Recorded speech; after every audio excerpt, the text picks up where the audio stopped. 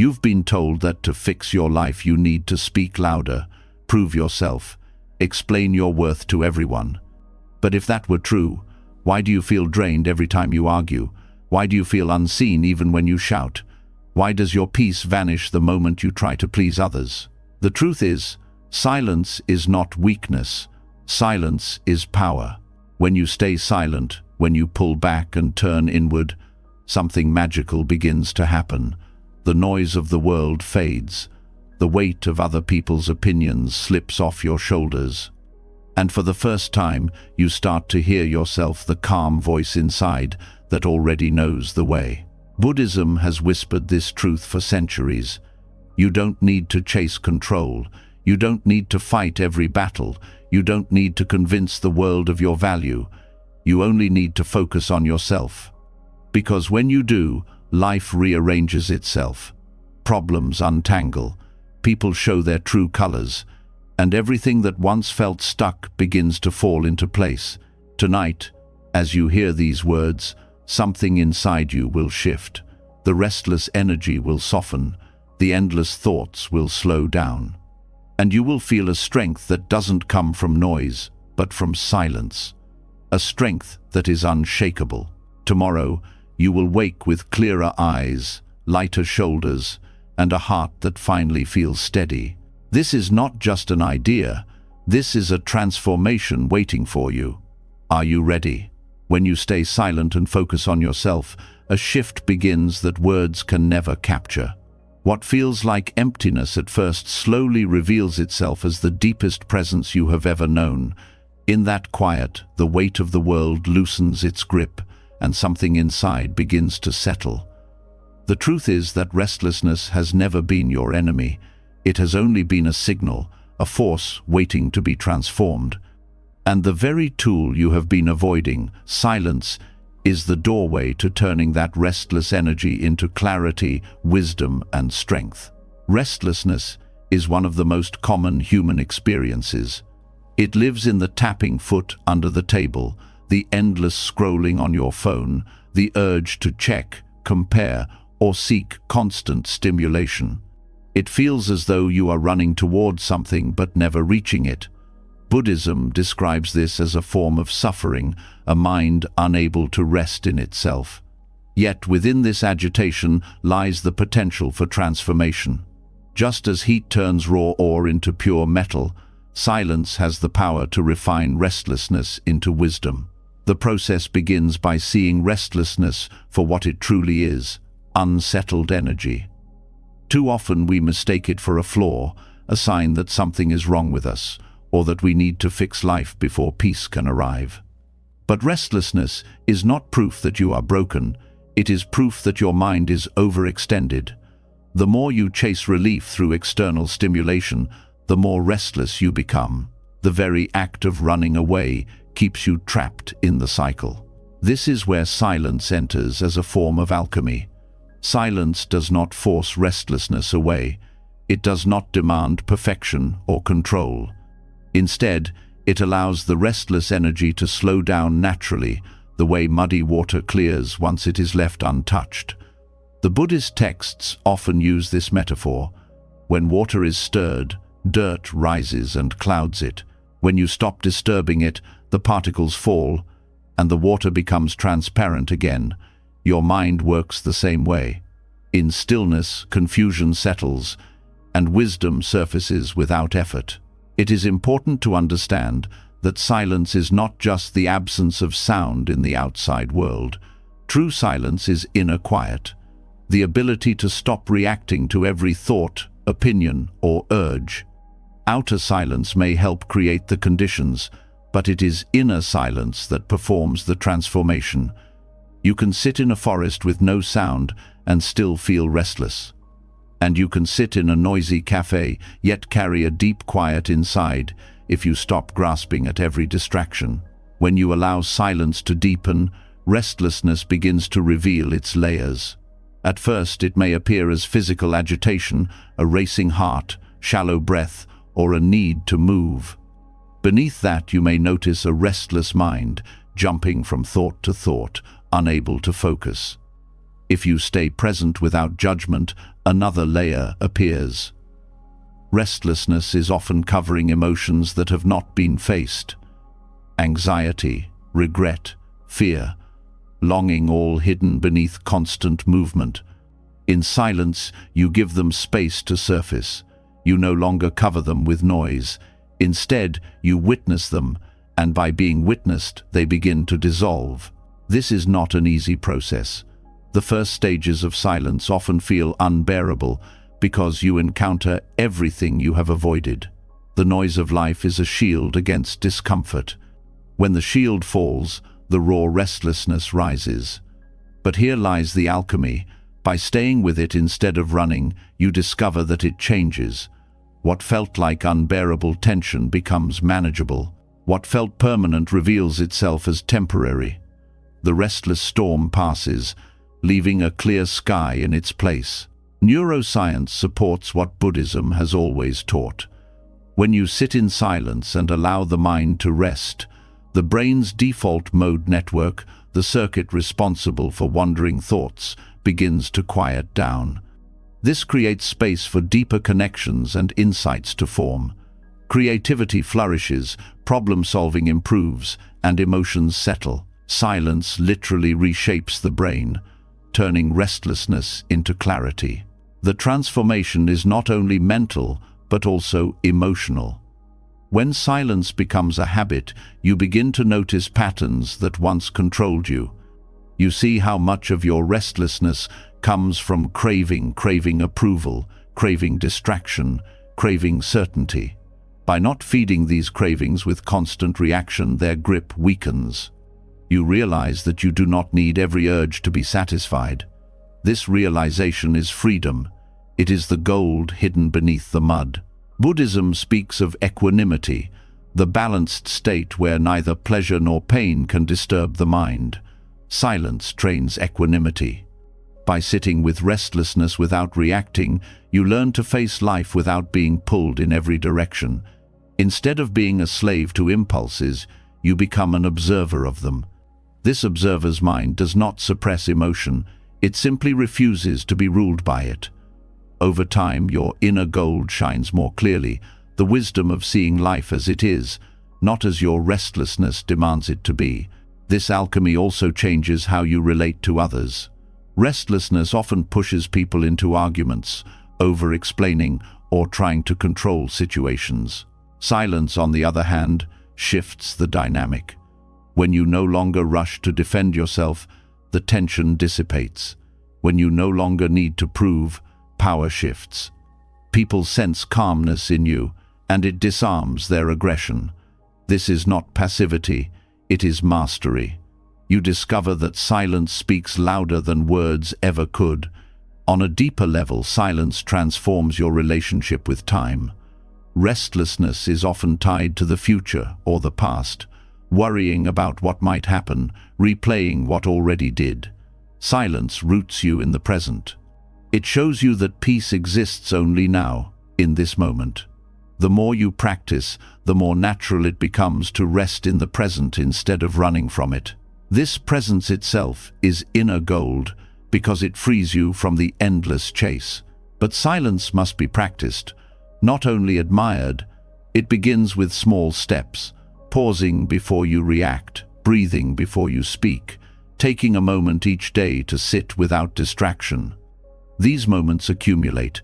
Each pause is like a drop of clear water poured into the muddy bowl. Over time, the whole bowl clears. Silence becomes less of an effort and more of your natural state. The fruits of this transformation reveal themselves gradually. You may notice you are less reactive in conflicts. You may find that anxiety softens without needing constant solutions. You may see opportunities arise that were hidden when your mind was clouded. This is not coincidence. This is the natural alignment that silence creates.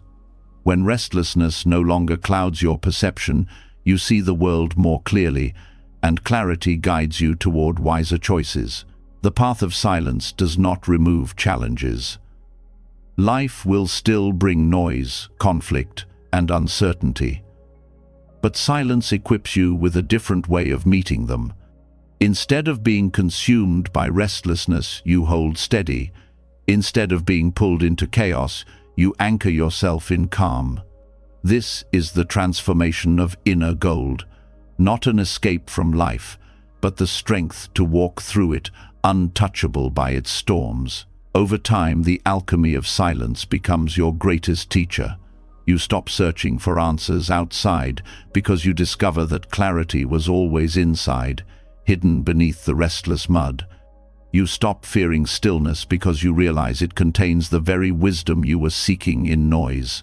And you stop chasing peace because you understand that silence is peace, available in every breath, waiting for you to notice it.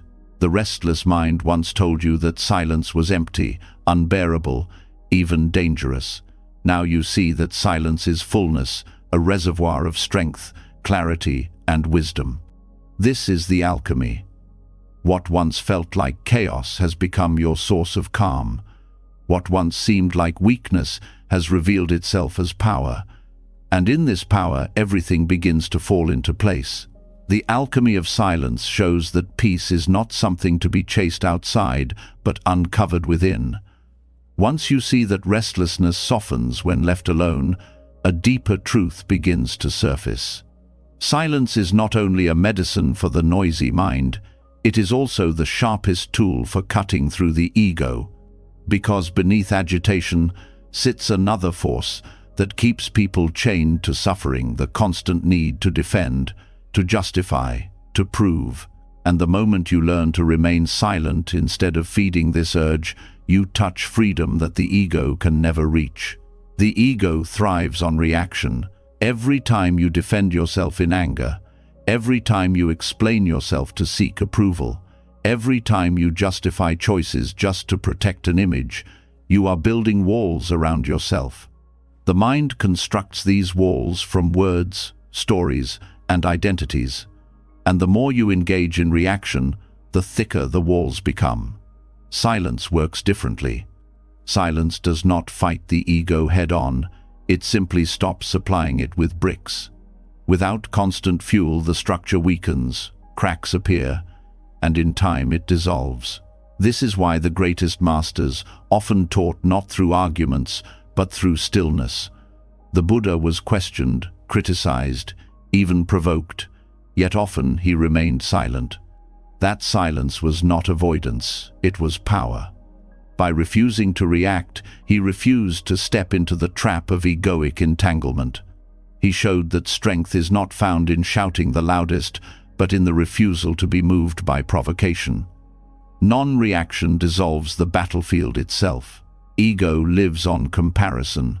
It wants to be right, superior, admired. Every time you react defensively, you are unconsciously agreeing to play the game of comparison. Silence breaks this cycle. When you do not react, there is no game. Without reaction, the other person is left only with their own words, their own projections. You no longer carry them. And when you stop carrying them, you stop building karma out of them. Karmic entanglement begins when one reaction meets another, creating a chain of cause and effect that stretches far beyond the present moment. A single harsh word invites another. An argument plants seeds of resentment that sprout days, months, even years later. Non-reaction cuts the chain. Silence acts like a blade that stops karma from multiplying. What could have been a storm ends as a passing cloud. It takes discipline to choose silence over defense. The ego panics when left undefended. It fears being misunderstood, being unseen, being disrespected. Yet this fear is the very prison that keeps it alive. When you resist the urge to explain, you discover that misunderstanding is not fatal. When you let others misjudge you, you realize their judgment does not shape your worth. In the space where you would normally defend yourself, a new kind of freedom appears, the freedom to exist without needing anyone to validate you. Psychology echoes this truth. Defensive behavior strengthens identity attachment. The more you defend, the more rigid your sense of self becomes. But rigid identities are fragile. They crack under pressure because life constantly challenges them. Non-reaction keeps you fluid, adaptable. You no longer cling to a single version of yourself that must always be defended. You become light, free to grow, free to change. This practice also transforms relationships. Most conflicts are not about the issue at hand, but about the ego's refusal to let go. Arguments continue because each person feels they must win, must be right, must have the last word. When one person chooses silence, the cycle breaks. What was a battle turns into an echo chamber. The noise has nothing to feed on. This is not weakness, it is mastery over the subtle need to dominate. It is an act of compassion too, because it spares both sides the suffering of unnecessary conflict. Non-reaction is not suppression. Suppression is when you swallow anger but continue to burn inside. True silence is when anger does not find a hook to hang on. You notice the rise of emotion, you feel its pull, but you allow it to pass without expression or judgment. Over time, the waves of reaction lose their strength. This is how ego dissolves, not by force, but by the gentle discipline of letting go again and again. One of the strongest signs of ego is the obsession with being understood. We feel the need to explain our choices, to prove our worth, to justify our silence itself. Yet the more we chase understanding, the more tangled we become. Non-reaction shows you that being misunderstood is not a threat. When you no longer fear being misunderstood, you no longer live as a hostage to others' opinions. That is liberation.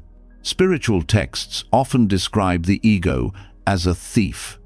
It steals your peace by demanding reaction. It convinces you that silence means weakness, that without defense you will be diminished. But when you practice non-reaction, you realize the opposite is true. Silence returns your power. Reaction scatters energy outward, while silence gathers it inward. With every unspoken defense, you grow stronger. With every unjustified choice, you become freer. Life constantly presents opportunities to practice this. A sharp comment from a colleague, a criticism from a loved one, a stranger's rudeness. In those moments, the ego demands immediate response. Yet if you pause, breathe, and let silence carry you, you will see the pattern. The anger that rises is not about truth but about ego needing fuel. And when you stop giving it fuel, the fire dies. Silence also protects your energy. Defending yourself consumes enormous amounts of mental and emotional strength. Justifying yourself to others drains your spirit. In non-reaction, you conserve that energy, redirecting it toward growth and awareness. Instead of wasting hours rehearsing arguments in your mind, you channel that power into presence, creativity, and compassion. The energy once trapped in ego now nourishes your true self. In Buddhist practice, this is closely tied to the principle of right speech. Silence is not just the absence of harmful words, it is the foundation of wise words. Only when you stop reacting blindly can your speech emerge from clarity rather than ego. By holding silence first, you ensure that when you do speak, your words are free from the chains of defense and filled instead with wisdom. Another hidden gift of non-reaction is that it reveals the illusions of control. The ego reacts because it believes it can shape how others see you, how situations unfold, how outcomes align. But reality is larger than that. Others' perceptions are beyond your control.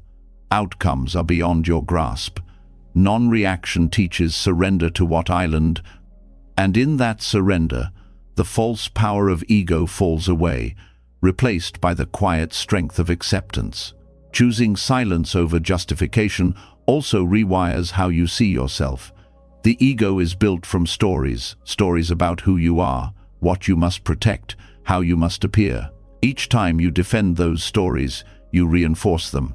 But when you allow criticism or misunderstanding to pass without reaction, you weaken those stories. You realize that you are not the story at all. You are the awareness beneath the story, untouched by praise or blame. This realization dissolves karmic patterns as well. Many conflicts are not new, but repetitions of old wounds. The ego reacts because it carries unresolved impressions from the past. Non-reaction breaks these loops. By not engaging, you refuse to plant new seeds of resentment. Slowly the old seeds die without nourishment, and karma loosens its grip. The present moment becomes lighter, no longer burdened by echoes of the past. There is a quiet dignity in choosing silence, dignity not built on pride but on inner steadiness. You discover that your worth does not increase when people agree with you, and does not decrease when they criticize you. Worth is not something that needs defense. It exists in the simple fact of your being. Non-reaction protects this dignity because it refuses to hand control of your peace to anyone else. The practice deepens when applied not only in conflict but also in daily life. When tempted to justify why you said no to an invitation, hold silence. When urged to explain your choices just to avoid judgment, hold silence. Every time you resist the pull to defend, you cut a thread of ego. Over time, these threads unravel completely, leaving you free. As the ego dissolves through non-reaction, something greater takes its place: authenticity. When you no longer perform for approval or defend against criticism, you begin to act from your true nature. Your choices align with what feels deeply right rather than what will be accepted. Your presence grows lighter because you are not dragging the armor of constant defense. This is not only liberating for you, but healing for those around you, because they no longer meet a mask but a soul. The journey of ego dissolution is not about erasing individuality, but about removing the false weight of identification. You remain unique, but no longer enslaved to the need to protect an image. Silence helps you live in truth without noise. Non-reaction frees you to be, without clinging to what others think that being should look like. And in this freedom, you discover the deepest gift, peace that cannot be shaken, and a self that is not a mask, but pure awareness. In the end, silence does not make you less. It strips away the layers that never belonged to you. It reveals what remains when defense and justification fall away. It prevents the endless karmic loops that keep suffering alive, and in its stillness you uncover a strength that words cannot touch. Non-reaction is not weakness. It is the dissolution of ego. It is the end of chains. It is the beginning of freedom. When silence begins to dissolve the ego, something deeper calls you forward. It is no longer only about holding your peace in moments of conflict or choosing non-reaction when provoked. The path now invites you to live silence as a discipline, not an occasional practice. This is what the Buddha referred to as noble silence, a silence that is not merely absence of speech, but the presence of awareness, restraint, and clarity. To walk with noble silence in daily life is to bring the wisdom of stillness into every environment, whether at work, with family, or in ordinary routines, so that silence is not a retreat you visit, but a way of living you embody. Noble silence is not muteness. It is not cutting yourself off from the world or refusing to speak at all. Instead, it is the deliberate choice to withhold words that do not serve clarity, compassion, or truth. In retreats, practitioners are guided to remain silent for days so that the mind may settle. Yet the true challenge is carrying this silence into daily interactions, where temptations to speak unnecessarily surround us. Every workplace discussion, every family gathering, every casual exchange offers a test. Do you speak from clarity, or do you fill the air with words that clutter? The discipline begins with awareness of speech. In most conversations, people talk not to communicate, but to release tension, to avoid discomfort, or to seek validation. Words become noise. Noble silence asks you to watch this impulse. Before speaking, you pause and ask, is this necessary? Is it kind? Is it true? Is it timely? When the answer is no, you allow silence to remain. This restraint conserves energy and sharpens the value of your words. In the workplace, this practice transforms communication. Meetings often overflow with people speaking to prove they are involved, defending their image with constant commentary. Noble silence allows you to step back. When you speak, only when your words add clarity, your voice carries more weight. Others notice that when you choose to speak, it matters. The discipline of silence also makes you a better listener. Instead of preparing your response while others talk, you hear with full attention. This deep listening not only prevents misunderstandings, but also builds respect. Families present another challenge. In close relationships, the temptation to correct, defend, or comment is constant. Silence here does not mean withdrawing affection. It means choosing not to feed unnecessary conflict. When an argument rises, noble silence gives space for emotion to settle instead of escalating with reactive words. Parents practicing this can transform family dynamics. A child who expects anger but receives calm silence learns that restraint is more powerful than shouting. A partner who expects defense but meets patience feels seen rather than opposed. The discipline also applies to casual conversations. Gossip, criticism, and idle chatter may seem harmless, but they scatter the mind and create karmic entanglement. Noble silence trains you to refrain. Instead of feeding gossip with more words, you quietly step back. Instead of adding negativity, you withhold it. This does not make you distant, it makes you trustworthy. People begin to notice that they feel lighter around you because your silence does not add to the weight of their minds. One of the greatest powers of noble silence is its ability to create space. Most people feel pressured to fill every pause in conversation, fearing awkwardness. Yet silence in dialogue is not empty, it is fertile. In those pauses, reflection arises. True listening happens, decisions form without haste. By being comfortable with silence, you give others permission to slow down too. Conversations become less about noise and more about connection. This discipline also guards against self-betrayal. How often do people say yes when they want to say no, simply to avoid judgment? Noble silence trains you to pause before responding. In that pause, you recognize your true intention. You may realize that silence itself is the most honest answer. Over time, this practice strengthens integrity because your words become aligned with your inner truth instead of shaped by external pressure. Practicing noble silence in modern life requires courage. Society often equates silence with weakness or lack of knowledge. But the one who remains silent with awareness demonstrates greater strength than the one who reacts compulsively. Historical figures known for wisdom often spoke less, not more. Their silence created gravity, making each word rare and valuable. In your own life, this same gravity emerges when silence becomes your foundation. Technology poses another obstacle. Constant notifications and online chatter feed the impulse to react instantly. Noble silence can be applied here as digital discipline.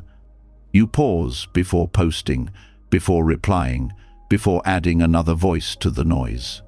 You ask if your words bring clarity or if they merely feed distraction. By choosing restraint, you protect your mind from being scattered by endless digital noise. Noble silence also refines thought itself. When you stop speaking unnecessarily, you notice the endless stream of inner dialogue. The mind rehearses conversations, debates itself, narrates every experience. By practicing restraint outwardly, you begin to observe the inner chatter too. Over time, silence seeps inward. The commentary slows. Thought becomes deliberate rather than compulsive. This is the deeper dimension of noble silence, freedom from inner noise as well as outer. The discipline has physiological benefits as well. Constant speaking and reacting keeps the nervous system in a state of alertness. Silence allows the body to return to balance. Heart rate slows, breath deepens, tension softens. Families who practice silent meals together often discover greater calm and connection. Workplaces that allow reflective pauses rather than constant debate cultivate clearer decisions and reduced stress. Silence is medicine for both mind and body. Children learn by example. A household where every frustration is met with shouting breeds more shouting. A household where silence is respected teaches restraint and patience. Parents who model noble silence show their children that not every feeling needs immediate expression. They teach that space can carry wisdom, that listening can be as powerful as speaking. These lessons shape emotional intelligence far more than lectures ever could. Noble silence is also an act of compassion. When you hold back from unnecessary words, you spare others from carrying the burden of your scattered thoughts or harsh reactions. You give them the gift of space. You also protect yourself from regret. Many conflicts arise not from actions, but from careless words spoken in haste. Silence prevents wounds before they form. It is compassion in its most subtle form, the choice to refrain rather than to harm. Yet this discipline does not mean silence always. Noble silence is not avoidance of truth. When words are needed to protect, to guide, to express love, they are offered with clarity. The difference is that now speech arises from awareness, not impulse. When silence is your ground, words become clean, precise, and healing.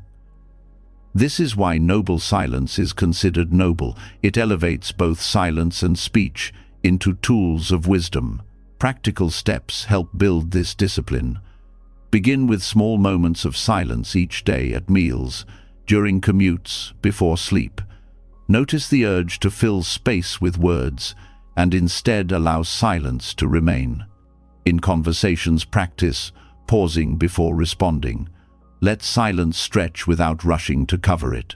Gradually, you become more comfortable with these spaces. At work, set the habit of speaking only when necessary. At home, practice silent listening, giving full presence without interruption. With friends, resist gossip and redirect conversations toward clarity or remain quiet. Over time, the benefits become visible. Relationships grow calmer. Your presence feels grounded. People listen more closely when you do speak. You waste less energy on unnecessary chatter and feel more centered. Your inner world grows quieter as outer restraint trains the mind itself to slow down. This is how noble silence, once a retreat practice, becomes a way of daily living. In essence, noble silence is not about refusing to speak, but about elevating silence to its rightful place. Words lose power when scattered carelessly. Silence restores their value by giving them space. By carrying this discipline into daily life, you protect your energy, strengthen your presence, and bring peace into every environment. Silence ceases to be something rare, practiced only in temples or retreats. It becomes a living practice woven into the fabric of ordinary life. When silence is lived in this way, you begin to see its deeper meaning.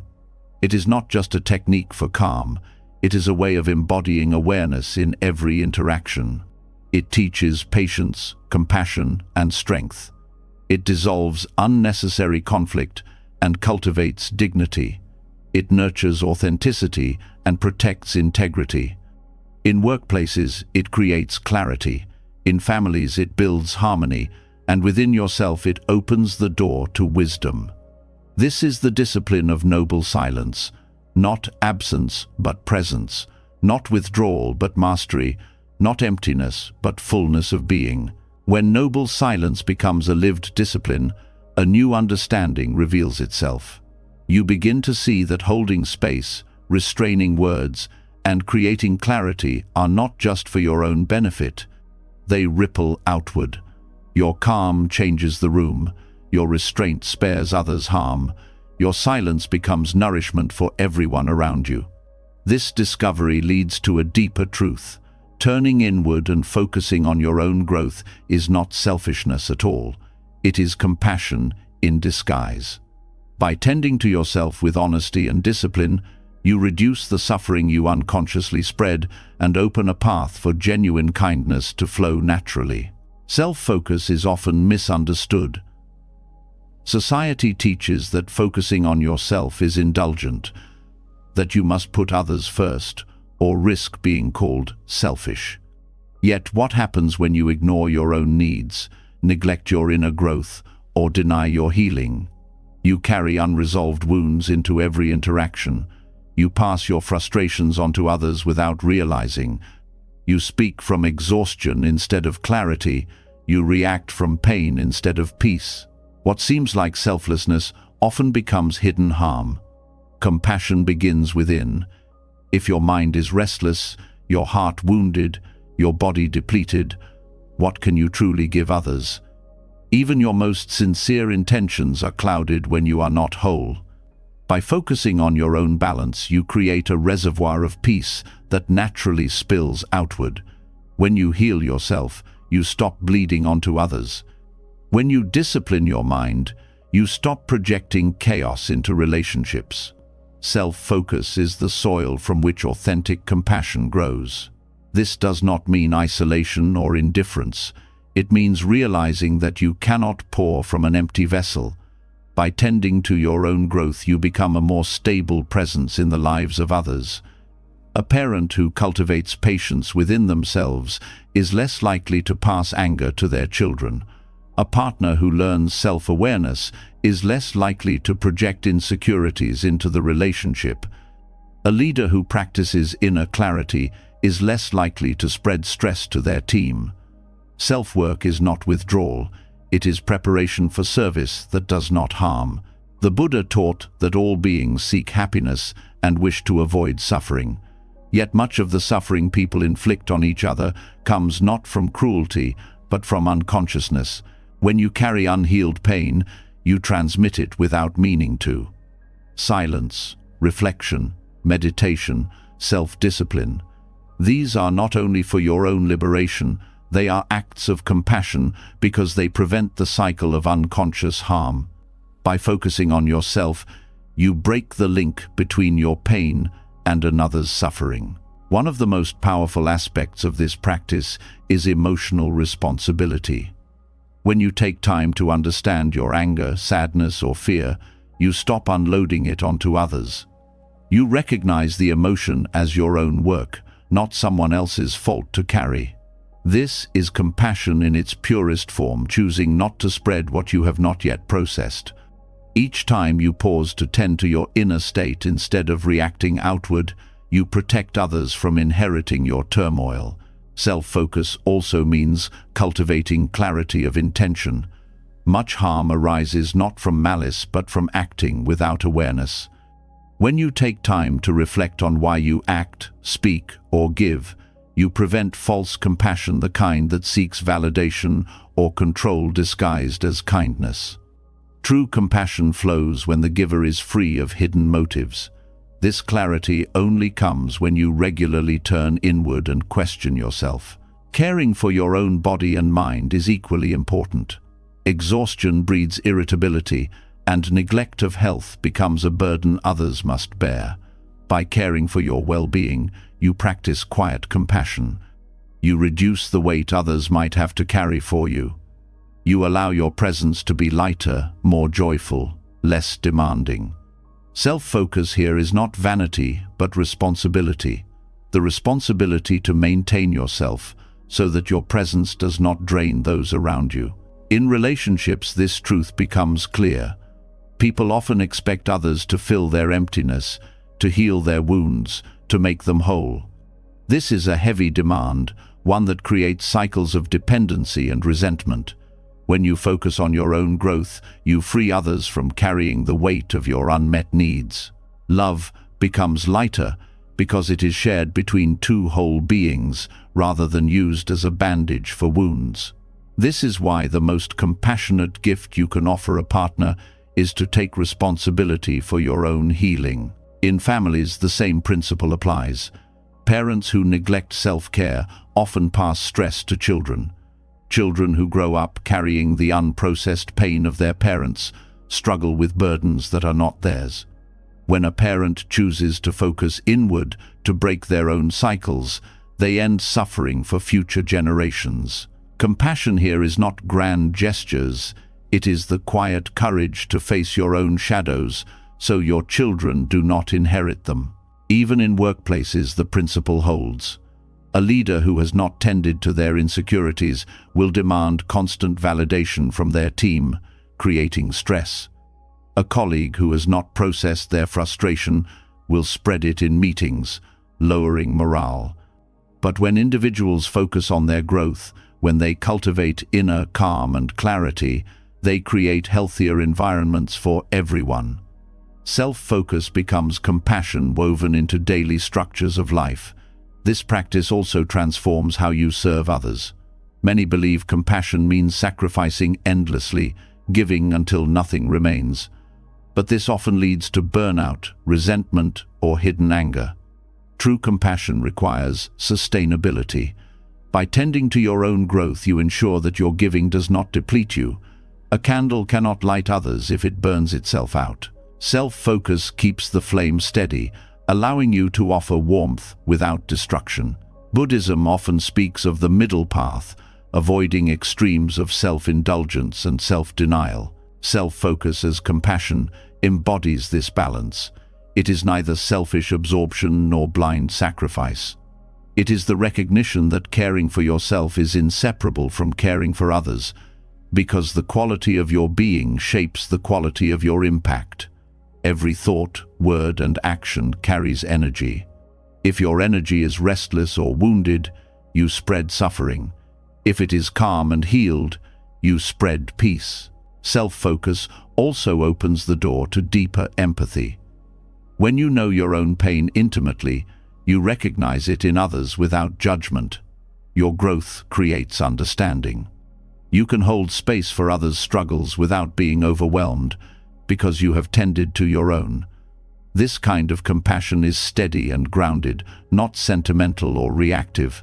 It does not rescue out of guilt, but supports out of strength. Another dimension of this practice is boundaries. Without self-focus, people often give in ways that enable harm, saying yes when they should say no, tolerating what damages them. By focusing inward, you learn your limits. You see that saying no can be the most compassionate act, because it prevents resentment and preserves integrity. Boundaries protect both you and others. They allow your presence to remain genuine rather than forced. Meditation and reflection strengthen this path. By watching the mind, you see clearly how much suffering arises from your own reactions, projections, and clinging. You realize that your growth is the greatest service you can offer, because every step toward awareness reduces unconscious harm. Each breath of clarity is compassion in action, because it lessens the weight you might otherwise place on others. Even in silence, your self-work benefits others. A mind at peace radiates calm that others feel. A heart at ease offers unspoken comfort. Without saying a word, your presence becomes a refuge. This is compassion without effort. It does not depend on doing, but on being. And it begins only when you focus inward, tending to yourself as carefully as you would tend to a loved one. The world often celebrates outward action while neglecting inner work. Yet history shows that the most transformative figures were those who disciplined themselves first. Their compassion was powerful because it was not tangled with ego or unconscious pain. They served without spreading harm because they had already faced their own shadows. This is the path available to anyone. You do not need grand acts to practice compassion. You need the courage to look within and grow. Ultimately, self-focus as compassion is about responsibility. Responsibility for your energy, your reactions, your healing, your presence. It is the recognition that every unhealed wound you ignore becomes someone else's burden. Every step of growth you take lightens the world around you. By tending to yourself, you break cycles of suffering. By focusing inward, you allow compassion to flow outward, untainted. What begins as silence in the mind expands into clarity of being, and from that clarity arises authentic kindness. You no longer confuse self-sacrifice with love or neglect with humility. You see that the most compassionate gift you can offer anyone is a self that is whole, present, and at peace. And this gift begins with the courage to focus inward, not as selfishness, but as compassion in its truest disguise. When self-focus is finally seen as compassion in disguise, the way you interact with others begins to change. You no longer feel the urge to pour yourself out in order to prove love, nor do you demand that others carry the weight of your unrest. From this foundation of inner steadiness arises a deeper awareness. The most powerful form of communication is often the one that does not rely on words at all. Silence itself becomes a language, one that carries truth more directly than speech and reshapes how people experience you. Silence has a force that words rarely hold. In a world where speech is abundant and noise is constant, silence stands out like a clear night sky after endless storms. It unsettles those who expect reaction, it calms those who feel overwhelmed, and it conveys presence in a way that no phrase could achieve. To practice silence as communication is to recognize that not all truths require words to be real. Some truths are felt in the pause, in the stillness, in the refusal to be drawn into noise. This form of communication begins with listening. Most people listen only to respond, preparing their answer even before the other person has finished speaking. Silence interrupts this habit. By remaining quiet, you create space for the other person's words to unfold fully. That space is felt as respect, as validation, as being truly heard. People leave such encounters not remembering your clever responses, but remembering how deeply they felt seen. Silence communicates presence better than any sentence. Silence also communicates boundaries without confrontation. When someone presses you for reaction, your stillness becomes an answer. When manipulation seeks to pull you into its game, your silence shows you will not play. You do not need to argue, to explain, or to defend. Silence itself is refusal, delivered without hostility. In this way, it protects you while preserving dignity for both sides. In relationships, silence often speaks the most tender truths. A moment of shared quiet between loved ones conveys intimacy beyond words. Sitting together without the need to fill space shows a bond that is deeper than chatter. Silence says, "Your presence is enough." It allows love to breathe, free from the pressure of constant verbal reassurance. This type of silence is not distance, it is closeness distilled to its purest form. In conflict, silence becomes transformative. Arguments thrive on reaction, on escalation, on the volley of words. When one person holds silence, the momentum falters. The argument loses fuel. Silence communicates that you refuse to be dragged into cycles that only deepen division. It does not deny your perspective, but asserts your choice to value peace over victory. Over time, this practice reshapes the dynamics of conflict, making space for understanding instead of endless defense.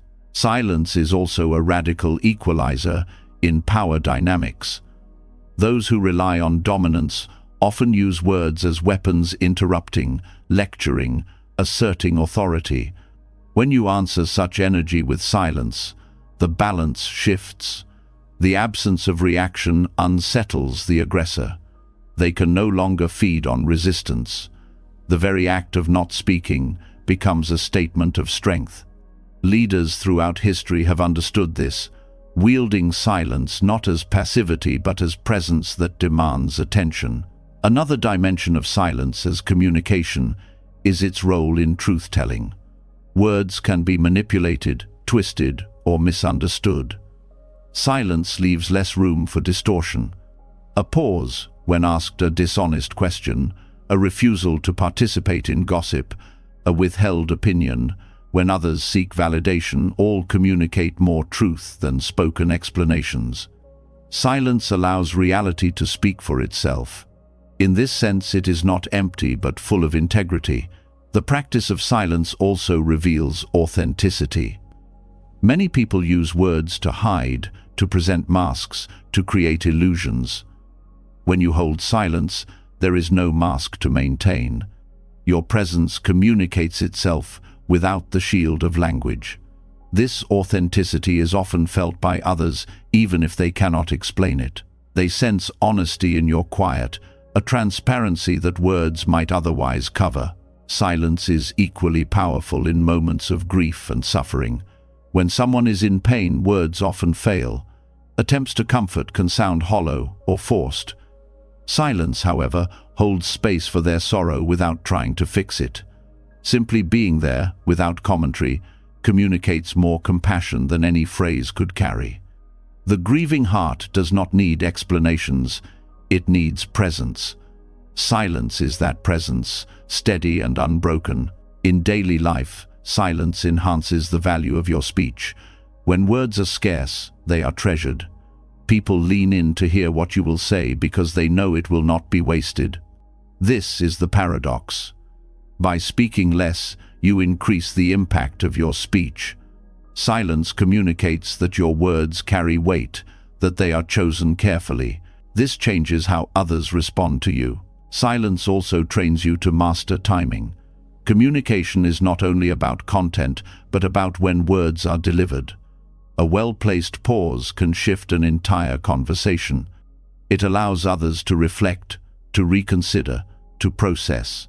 Silence creates rhythm in dialogue, preventing it from becoming a stream of unchecked noise. Master communicators know that the pause is as important as the sentence. In families, silence can teach lessons no lecture could. A parent's quiet presence during a child's mistake can be more powerful than a barrage of scolding. It communicates disappointment without humiliation, guidance without anger. The child feels the weight of silence more deeply than words that could be dismissed. Silence, when offered with love, becomes a teacher. In workplaces, silence conveys authority. A leader who does not rush to fill every silence with talk is perceived as thoughtful, composed, in control. Their pauses suggest consideration rather than hesitation. Silence communicates that decisions are not made impulsively. This presence inspires confidence, while constant chatter often undermines credibility. Silence is also a radical tool for healing social dynamics. In cultures where voices compete for dominance, choosing not to add more noise can itself be an act of compassion. Refusing to fuel gossip, declining to escalate conflict, withholding judgment, these are silences that heal. They communicate values not through slogans, but through lived restraint. They reshape the environment into one of respect rather than chaos. There is another side to silence that is often overlooked: its ability to reveal truth in others. When you hold silence, others reveal themselves. In the absence of your reaction, they expose their own intentions, their own fears, their own projections. Silence acts like a mirror. It communicates without effort, simply reflecting back what is already present. In this way, silence becomes the sharpest tool of discernment. Silence as communication also nurtures humility. Words often serve the ego's need to display knowledge, to control narratives, to impress. By withholding speech, you let go of that need. You communicate that you do not need to dominate the space. This humility creates openness in others, making them more willing to share and connect. Spiritual practice deepens this understanding. In meditation, silence is not the absence of sound, but the presence of awareness. The same applies to communication. When your silence is full of presence, people feel it. It is not withdrawal, but attention sharpened to its purest point. You are there fully, and that fullness communicates more than any phrase. To live this in practice requires discipline. It means resisting the reflex to fill pauses, to explain unnecessarily, to react out of discomfort. It means trusting that silence itself is enough. In conversation, you may find silence difficult at first, fearing awkwardness. But with time, you see that silence is not awkwardness, it is depth. The discomfort dissolves as you recognize the richness it carries. When practiced consistently, silence reshapes your identity in the eyes of others. You are no longer seen as someone who wastes words or reacts impulsively. You are seen as someone whose presence speaks without noise, whose stillness carries meaning. This reputation builds respect without effort. It arises naturally from the discipline of silent communication. At its highest expression, silence becomes a spiritual transmission. Great teachers have often communicated their deepest truths, not through speeches, but through their presence. Students felt transformed simply sitting in silence with them. This is the ultimate form of communication, truth, carried not by sound but by being itself. And though few may reach this level, every step you take towards silence brings you closer to it. Silence as communication is radical because it refuses the world's demand for endless noise.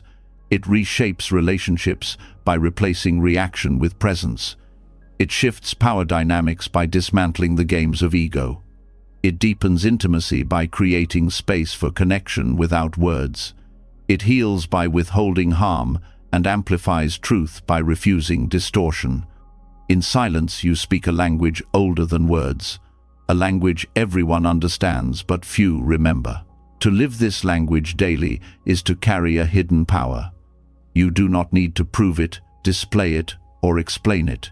It radiates in the pauses, in the quiet, in the restraint. Silence communicates not emptiness but depth, not weakness but strength, not withdrawal but love. And when silence becomes your way of speaking, you discover that the world listens more closely than it ever did when you filled it with words. When silence is lived as a language, and not just an absence of sound, a profound realization begins to emerge. You see that communication without words carries truth more powerfully than endless speech. From here, the journey deepens further into a principle that seems almost contradictory, the paradox of non-doing. Buddhism teaches that there is a strength in allowing rather than forcing, in releasing rather than clinging, in stepping back so that life itself can reorganize.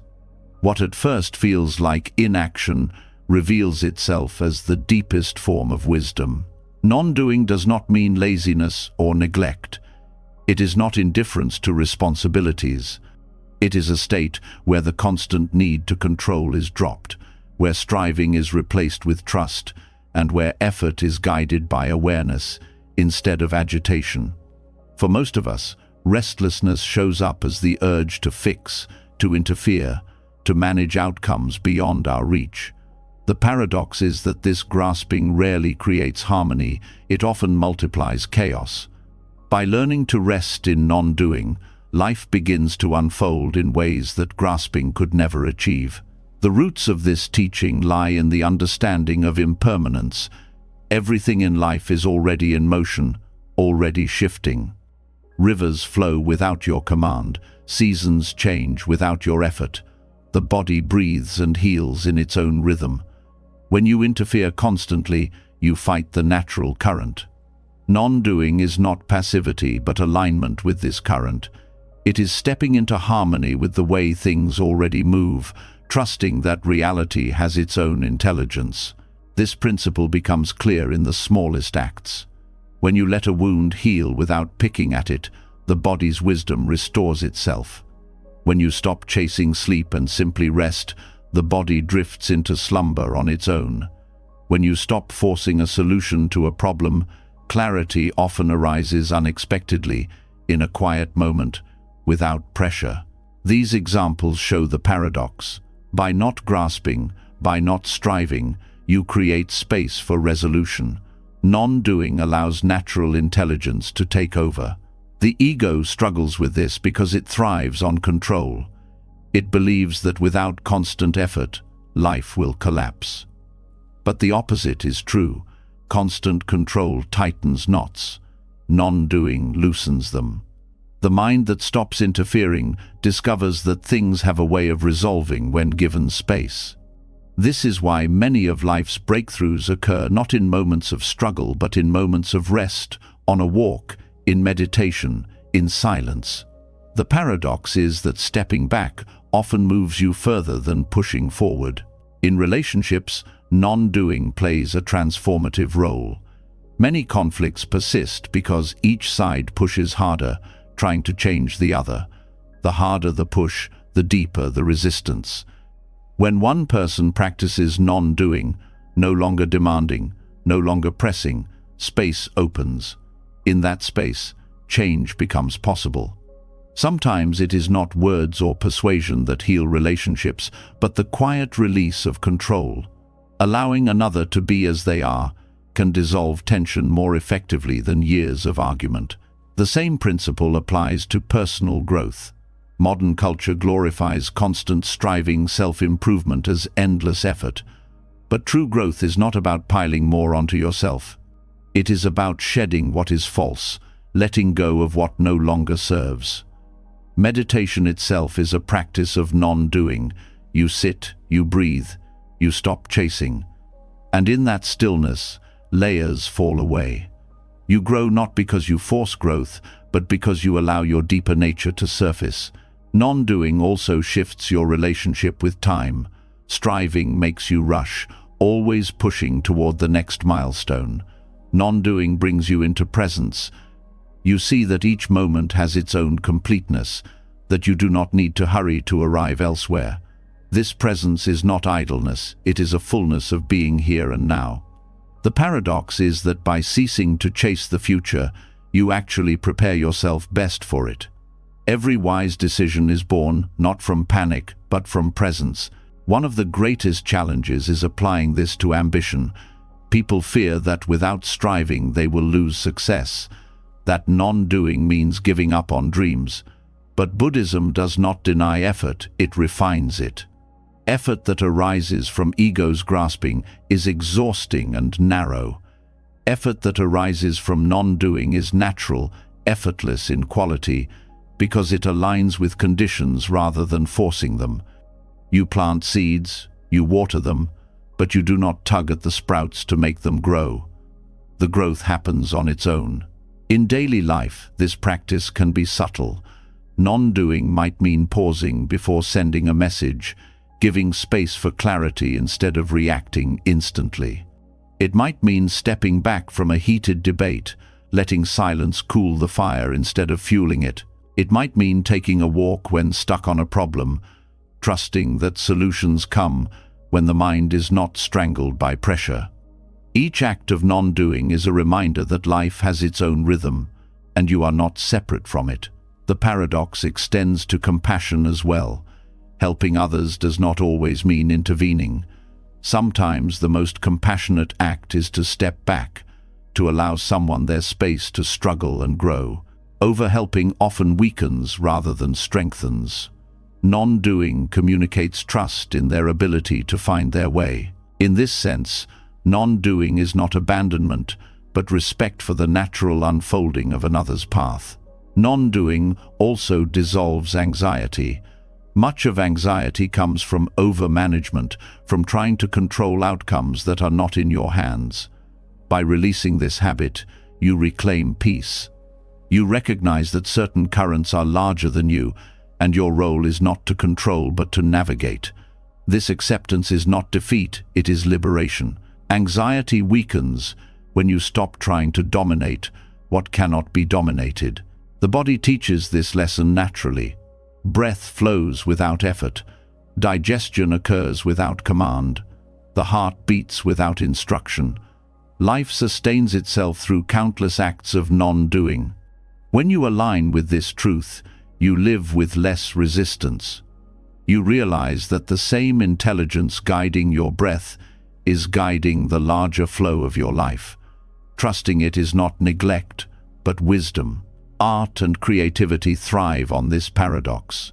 Many artists speak of breakthroughs arriving not during forced effort, but in moments of rest, when they stop pushing. Writers find clarity after stepping away from the page.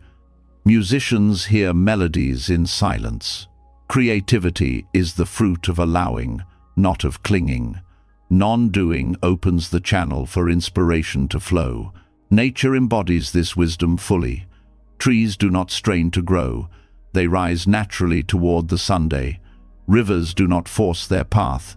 They carve it patiently through persistence. Flowers do not hurry to bloom. They open when the season is right. Non-doing is written into every part of existence. To practice it is not to reject effort, but to align with the natural pace of things, trusting timing rather than forcing it. Meditation deepens this understanding. When you sit and release the compulsion to manipulate your experience, you witness how thoughts, sensations, and emotions arise and pass on their own. Non-doing reveals impermanence directly. You see that clinging creates suffering while letting go reveals peace. This experience cannot be learned. Intellectually, it must be lived. In meditation, you discover that non-doing is not emptiness, but fullness, the richness of awareness unobstructed by control. Non-doing also has a moral dimension. Much harm arises from acting out of haste, from forcing decisions without clarity. By practicing restraint, you avoid planting seeds of regret. You allow situations to unfold until the right action becomes clear. Non-doing is not inaction. It is waiting until action arises from wisdom rather than impulse. This patience prevents harm and deepens trust in yourself. In leadership, non-doing creates trust. A leader who micromanages suffocates growth. One who practices non-doing provides guidance, but allows space for others to act. This space empowers creativity, responsibility, and initiative. Non-doing here is not neglect, but faith in the capacity of others. It communicates respect and cultivates strength in the community. The paradox also applies to healing. Emotional wounds often resist when forced. The harder you try to push away grief, the more it clings. The more you demand happiness, the further it recedes. Healing happens when you stop forcing and allow feelings to move at their own pace. Non-doing here is gentle patience with yourself, trusting that the heart, like the body, knows how to restore balance if given time and space. Ultimately, the Buddhist paradox of non-doing reveals a hidden strength. When you stop grasping, life takes care of much on its own. When you stop forcing, clarity rises naturally. When you stop interfering, harmony appears. What seems like inaction is in fact the most aligned action. It is not withdrawal from life, but participation in its deeper intelligence. Non-doing teaches that focusing on yourself does not always mean effort or striving. Sometimes it means stepping back, letting the current carry you, and discovering that the river already knows the way. To live this paradox is to live with trust. Trust that you are not separate from the flow of life. Trust that when you release control, you gain clarity. Trust that by doing less, you often achieve more. In this trust lies freedom. You no longer exhaust yourself chasing what will come in its own time. You no longer cling to control that was never yours. You rest in alignment, and in that rest, life realigns itself around you. This is the paradox the Buddha pointed to, that true strength is found not in grasping but in letting go, not in constant doing but in knowing when to allow. And in this way, non-doing becomes the highest form of wisdom, guiding you gently toward peace. When the paradox of non-doing begins to unfold in your life, something subtle yet extraordinary becomes visible. You notice that the greatest transformations are not found in the rush of effort, but in the stillness that allows things to align themselves. From here, the mind becomes sharper, able to witness not just the broad strokes of thought, but the spaces between them. It is in those brief intervals, the gaps where silence emerges, that karma loosens its grip. These micro-moments hold the power to dissolve cycles that have chained you for years, offering freedom in the most unexpected place, the quiet pause between one thought and the next. Most people live in an unbroken stream of thought, like a river that never rests. One idea pulls the next, one memory triggers another, and in this chain, reactions are born. Within those reactions, karma is continually created. A thought of anger becomes a word, the word becomes an action, and the action plants a seed that will return to you. Yet if the chain is broken, if silence enters even for a breath, the seed is not planted. The cycle dissolves before it begins. This is why the space between thoughts is sacred. It is the doorway out of unconscious repetition. Awareness is the key to noticing these spaces. Without awareness, the mind rushes past them, filling every gap with another distraction. But when you slow down, when you begin to rest in silence, you notice there is always a pause. After an exhale, there is a stillness before the next inhale. After a thought, there is a moment before the next arises. These moments are small but powerful. They are not empty voids. They are fertile ground where freedom can be born. The Buddha taught that karma is created when intention solidifies into action. But in the space between thoughts, intention has not yet hardened. You may feel anger arise, but if you rest in the pause, it dissolves before becoming speech.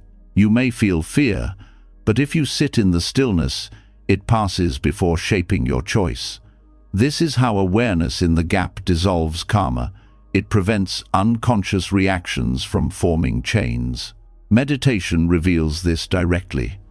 As you sit, thoughts arise again and again. At first you feel trapped, drowning in them. But with patience you notice the small silences between thoughts. You begin to rest there.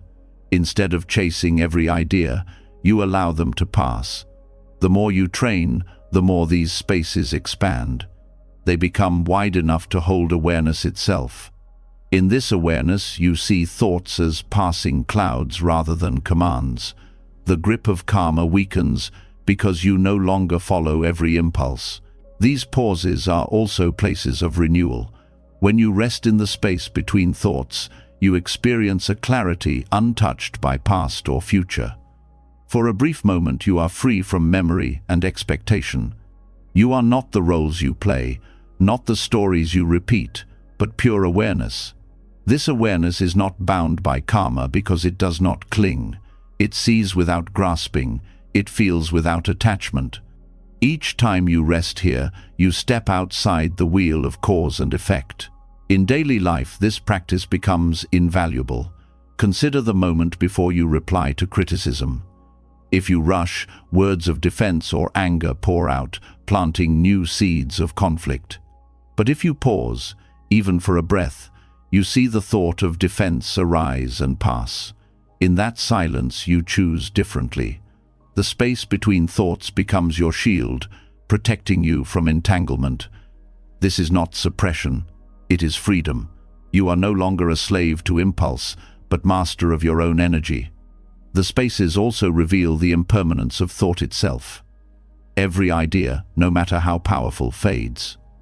Awareness of the gaps shows you that thoughts are not continuous, not as solid as they appear.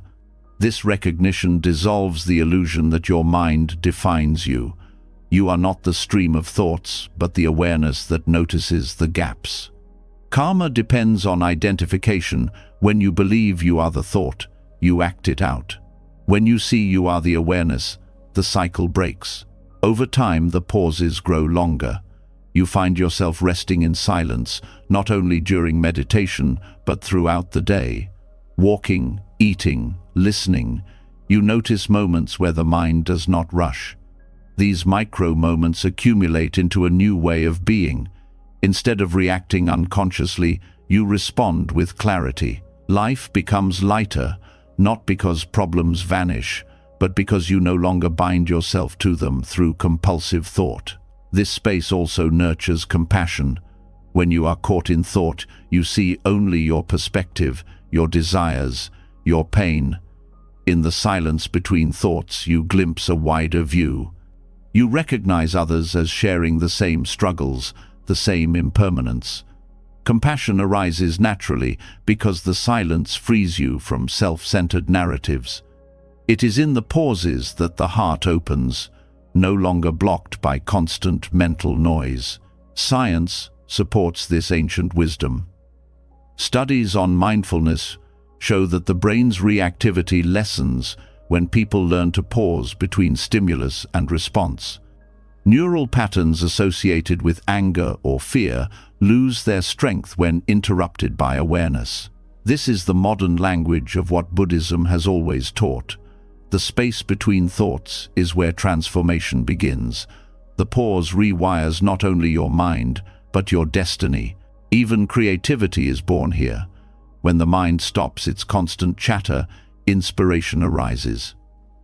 Many great discoveries happened not during frantic thought, but during quiet moments of stillness. The space between thoughts is where intuition speaks. It is where deeper intelligence emerges, unblocked by noise. By resting in the gaps, you align with a wisdom beyond the limits of ordinary thinking. The discipline of living with awareness of these spaces requires patience. The mind resists silence, rushing to fill every gap. At first, the spaces seem too small, too fleeting. But every time you notice one, you strengthen your capacity. The more you rest in them, the more they reveal. Eventually, you discover that the space is not small at all. It is vast, limitless, the true nature of mind. Thoughts come and go within it, like birds crossing the sky, but the sky itself remains untouched. This recognition dissolves the deepest layers of karma. You see that your essence is not bound by actions of the past or fears of the future. Karma belongs to the movement of thought, to the patterns of reaction. But in the space of awareness, you are free. Each moment you rest there, you weaken the pull of old habits. Each pause becomes a liberation. Karma dissolves, not because the past changes, but because you no longer fuel it with identification. Living this way reshapes every aspect of life. Relationships grow calmer because you no longer react blindly. Work becomes clearer because you respond from awareness instead of stress. Even solitude feels different because you are no longer trapped in restless thought. You discover a peace that does not depend on circumstances, but on your ability to rest in silence. The space between thoughts is not a mystical idea. It is a practical refuge available at any time. A breath before speaking, a pause before acting, a moment of awareness in the midst of daily noise. These are the gateways. Each one prevents the creation of unnecessary karma. Each one dissolves cycles that would otherwise continue. The more you practice, the more natural it becomes, until silence becomes woven into your way of being. In the end, the greatest secret is simple. Freedom is not found in more effort, more control, more striving. It is found in the quiet pauses that life is already offering you. The space between thoughts is not nothing, it is everything. It is where awareness lives, where karma dissolves, where peace begins. To notice, it is to step off the wheel of endless cause and effect and rest in the timeless ground of being itself. And the more you live from this space, the more life realigns itself around clarity, compassion, and freedom. When you begin to rest in the spaces between thoughts, the mind reveals its hidden architecture. You see clearly that silence itself is not a gap to be feared, but the foundation of freedom, the place where karma dissolves before it takes shape. Once this discovery has been touched, a deeper question naturally arises.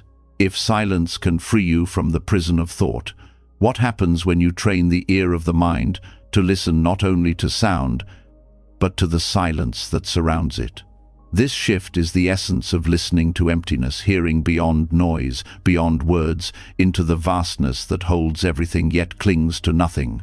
Listening to emptiness is not about rejecting sound, but about expanding awareness to include what sound arises from and what it returns to. Every note of music rests on silence. Every word depends on quiet to carry meaning. Every sound eventually dissolves into stillness. Yet most people focus only on the noise and miss the ground that gives it life. By learning to listen differently, you begin to notice that silence is not absence, but presence, a subtle fullness more profound than any sound could offer. The practice begins by shifting your attention during ordinary listening. When someone speaks, you hear their words, but you also notice the silence before and after each sentence. In music, you pay attention not only to melody but to the rests between notes, the pauses that shape rhythm. Even in the world's noise, there are always pockets of quiet, the hush between traffic, the stillness after a bird's call. Listening to these spaces changes perception. The world no longer feels overwhelming. It becomes balanced, sound and silence woven together as one. This training opens insight, because silence carries truths, sound cannot. Sound is transient, constantly arising and fading. Silence is steady, always present beneath the noise. When you listen deeply, you recognize that silence is the background of existence itself. It reveals impermanence directly. No sound lasts, yet silence remains. This recognition is not intellectual, but experiential. Each time you hear the stillness behind sound, you touch the timeless. Listening to emptiness also refines concentration. The mind normally jumps from sound to sound, grasping at words, evaluating, judging. But when you anchor awareness in silence, distraction weakens. You no longer chase every noise but rest in the space that holds them all. This steadiness trains the mind in equanimity. Instead of being pushed around by pleasant or unpleasant sounds, you remain centered in the silence that is unchanged. In meditation, this practice becomes a doorway to profound calm. You sit, and instead of fighting with thoughts or chasing stillness, you open the mind to listening. You hear sounds around you without clinging. You notice the silence beneath them. Slowly the focus shifts from content to context, from noise to the field in which noise arises. This field is vast, open, and clear. By resting there, you discover that the mind itself is like space, boundless, empty of solidity, yet able to hold everything. This realization transforms how you relate to the world. In conversations, you no longer rush to fill silence. You listen beyond words, sensing meaning in pauses, in what is unsaid. You discover that true communication is not only in speech, but in presence. Silence speaks of sincerity, of trust, of authenticity. When you train yourself to hear emptiness, you connect with people at a level deeper than language. Listening to emptiness also dissolves reactivity. Harsh words lose some of their sting when you notice the silence they are suspended in. Praise does not inflate the ego as easily. When you recognize it arises and passes like every other sound. By listening to the silence between, you weaken attachment to both criticism and flattery. Life becomes lighter, not because sound ceases, but because you are no longer bound by it. The practice has practical effects in stressful environments. In busy workplaces filled with chatter and demands, listening to emptiness provides a refuge. Even in the middle of noise, you can shift attention to the stillness between sounds, a reminder that beneath chaos there is always space. This perspective calms the nervous system, lowers reactivity, and restores focus. It is a portable sanctuary available anywhere. In families, this awareness deepens intimacy.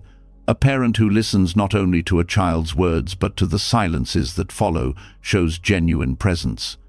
A partner who allows quiet between conversations creates trust instead of pressure. Silence in relationships becomes a shared ground, a reminder that connection is not measured by words but by the depth of listening. Spiritual traditions across the world point to this truth.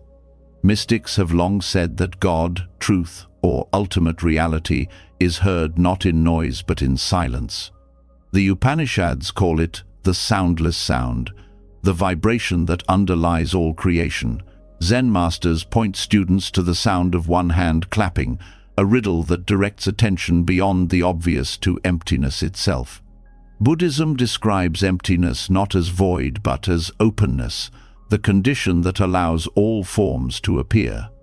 Listening to emptiness is to train the ear of wisdom to perceive this openness directly. This training also reveals your own inner patterns. When you listen deeply, you notice how quickly the mind fills silence with its own commentary. Instead of letting silence be, thoughts rush in to cover it. By observing this habit, you recognize how uncomfortable the ego is with emptiness. It fears losing itself in the vastness. Yet by returning again and again to listening, you teach the mind to relax. Slowly it learns that emptiness is not loss but freedom. Listening to emptiness is a form of letting go. You stop chasing meaning in every sound and instead rest in the awareness that holds it all. This release creates clarity. Insights arise not from constant analysis, but from the stillness between.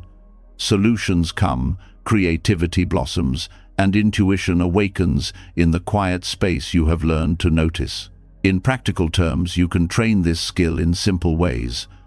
Throughout the day, pause and notice the silence before a sound, the stillness after it. When listening to music, shift attention to the rests as much as the notes.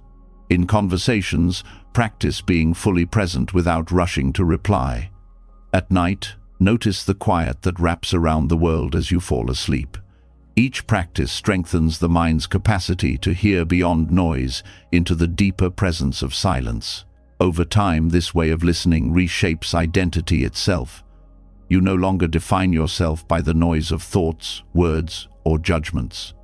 You recognize that, like sounds, identities arise and pass, but the silence beneath them remains untouched.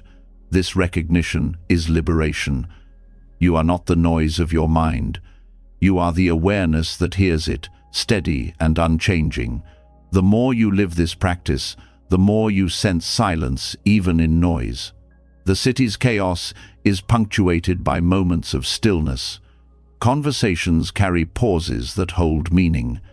Even the loudest environments rest on a ground of quiet. This realization dissolves the idea that peace requires external silence. True peace is the ability to hear emptiness everywhere, to find the stillness beneath sound, no matter the conditions. Listening to emptiness also cultivates humility. You realize that most of what is essential in life cannot be spoken. Love, presence, trust, truth. These are felt in silence more than expressed in words. By honoring silence, you honor what cannot be captured by language. You stop trying to dominate with speech and instead let presence speak. This humility deepens into wisdom. The more you train to hear silence, the more you understand impermanence and emptiness. Sounds pass, words fade, but silence remains. Everything arises and falls back into this openness. By living in awareness of it, you step closer to the truth the Buddha pointed to. That emptiness is not nothingness, but the boundless ground of being. Ultimately, listening to emptiness is listening to life itself. It is training the mind to notice what is usually overlooked, to value the invisible as much as the visible. It is a discipline of presence, a refinement of awareness, and a path to freedom. Each pause, each space, each silence becomes a teacher, and in hearing beyond words, you discover a truth that no words could ever fully express, that emptiness is not absence, but the very fullness of reality itself. When the practice of listening to emptiness becomes natural, you begin to sense that silence is not only a refuge, but also a mirror. The same quiet that reveals the stillness beneath sound now starts to reflect back what has long been hidden. In the absence of noise, distractions fall away, and what remains is the raw truth of your inner world. Solitude does not just soothe, it exposes. Silence begins to show you your unconscious shadows, the attachments you cling to, the emotions you suppress, the patterns of ego you deny. Most people avoid silence because of this very reason. Noise is easier. It covers the discomfort, drowns out the whispers of unresolved pain, and fills the space where uncomfortable truths might rise. But when you remove the layers of sound and activity, there is nothing left to protect you from yourself.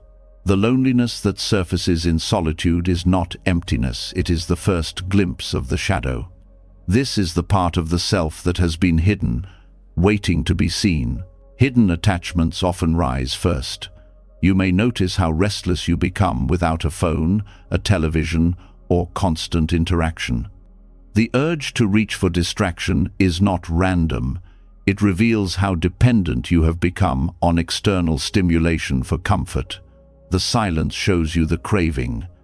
You begin to see the attachment not as something harmless, but as a chain that binds your attention. Each time you sit without reaching, the craving becomes visible, and in that visibility lies the chance for release. Suppressed emotions also emerge in solitude. Anger you thought had vanished reappears. Grief you buried resurfaces. Fear you denied becomes loud in the quiet. These emotions were never gone. They were simply pushed beneath the noise of daily life. Silence removes the cover, and suddenly the weight you carried unknowingly becomes clear.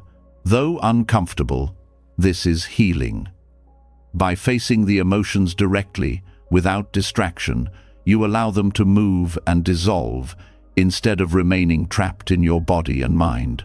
The ego, too, reveals its patterns in silence. When there is no one to impress, no one to argue with, no audience to maintain, you notice how much of your identity depends on external validation. You may feel unease, as though without others watching you do not exist. This is the ego's fragility exposed. Silence shows you the subtle ways you create stories about yourself, how you constantly narrate your importance, how you build images to feel secure. Alone and quiet, those images crumble, and the raw truth of impermanence surfaces. This reflection is not punishment, it is a gift. Without the mirror of silence, the shadow remains hidden, shaping your life unconsciously. Attachments drive your choices. Suppressed emotions leak into relationships. Ego tendencies create conflict, and yet you do not see the cause. Solitude brings light to these hidden forces. Once revealed, they lose their grip. Awareness itself begins the process of transformation. The process can feel overwhelming at first. Sitting alone in silence may bring waves of discomfort, even fear. The urge to escape can be strong, yet if you remain steady, something shifts. You begin to realize that what arises in silence cannot destroy you. It is simply the truth asking to be seen. Each time you face it without running, you build resilience. Over time, what once felt unbearable becomes a path of liberation. Buddhist practice calls this insight into the nature of the self. The shadow is not an enemy, but part of the illusion of a fixed identity. Attachments show how much you cling to impermanent things. Suppressed emotions reveal the cost of avoidance. Ego tendencies expose the false belief in a permanent self. By facing these truths in silence, you see through the illusions that create suffering. The shadow becomes teacher. This reflection is not limited to formal meditation. It happens in daily life whenever you create space for solitude. A walk alone without music, sitting quietly at the end of the day, or simply pausing in the midst of activity. Each moment of silence has the potential to reveal what you have ignored. If you resist filling these spaces, the mirror begins to work. You start to see patterns that have shaped you for years without awareness. In relationships, this self-examination is crucial. Many conflicts are not caused by others, but by your own shadows projected outward. Anger toward a partner may be rooted in old wounds, not their actions. Jealousy may arise from insecurity, not reality. Silence shows you this. By facing your own shadow, you prevent it from spilling onto others. This is compassion in its truest form, not harming others with the parts of yourself you have refused to face. The mirror of silence also reveals subtle habits of thought. You may notice a tendency to replay conversations, to construct arguments, to anticipate criticism. These habits drain energy and perpetuate cycles of suffering. Alone and quiet, you see them clearly, and once seen, they begin to lose power. You realize that much of your suffering is self-created, sustained only by unconscious repetition. The recognition itself weakens the cycle. This work requires courage. To face suppressed pain and ego illusions is not easy, but silence provides the safest ground for this work. Unlike the outside world, silence does not judge. It simply reflects. It shows what is there without distortion. Your task is to remain present, to witness without turning away. This witnessing is itself healing. The shadow loses its power when it is brought into the light of awareness.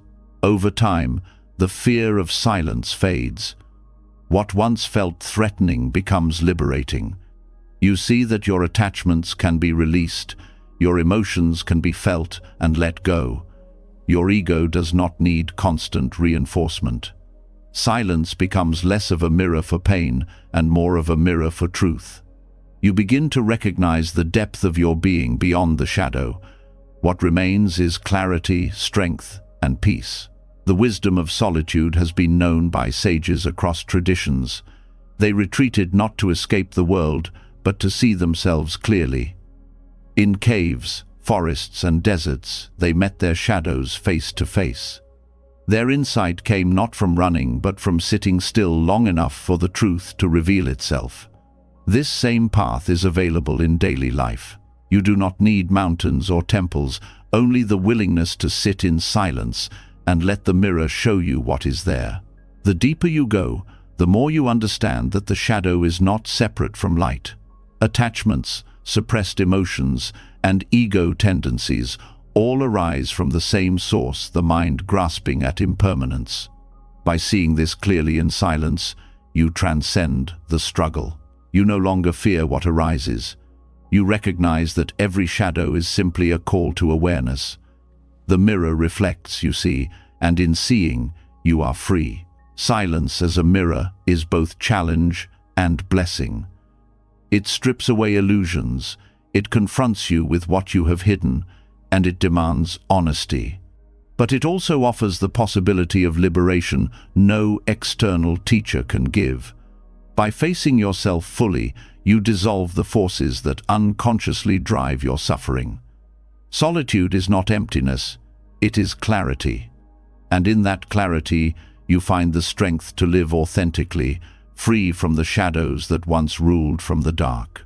When silence reveals the shadow, you begin to see how much of life is shaped by unconscious clinging. Attachments, suppressed feelings, and ego illusions all surface, showing how deeply you rely on external anchors for identity and comfort. Yet as these truths come into the light, another question arises. How do you live in the world once you recognize the grip of attachment? Do you retreat completely, cutting ties to avoid suffering? Or do you stay engaged and risk being pulled back into old patterns? The Buddha's answer was the middle path: detachment without isolation. It is the art of withdrawing inwardly while remaining connected outwardly, a balance that keeps you free without turning you cold. Detachment in this sense is not indifference. It does not mean rejecting life, avoiding people, or refusing to care. It means loosening the grip of need. When you are detached, you can love without clinging, work without being consumed, and live without being enslaved by every rise and fall. Isolation pushes others away, but detachment brings you closer in a healthier way. You connect not because you need constant validation, but because your presence is whole. This practice begins with awareness of how attachment shapes behavior. In relationships, Attachment often hides behind the word love. You may believe that caring means holding tightly, controlling outcomes, or expecting others to complete you. But silence and self-reflection reveal the truth. This is not love, but dependency. Detachment does not diminish love. It purifies it. When you stop clinging, affection becomes freer, respect deepens, and the bond is lighter. Love becomes an offering, not a demand. In daily life, detachment also transforms how you relate to possessions and success. The world constantly tells you that identity is tied to what you own or achieve. The more you grasp, the more fear arises, fear of loss, fear of failure. Detachment is not rejecting wealth or goals, but relating to them without chains. You can work hard, create, and enjoy, but you do not collapse if things change. You remain steady, whether praised or criticized, whether fortune rises or falls. This steadiness is the fruit of inward withdrawal without outer rejection. The middle path is essential because extremes create imbalance. Complete withdrawal into isolation may protect you from pain, but also cuts you off from the richness of human experience. Total immersion in the world without detachment leaves you enslaved by its ups and downs.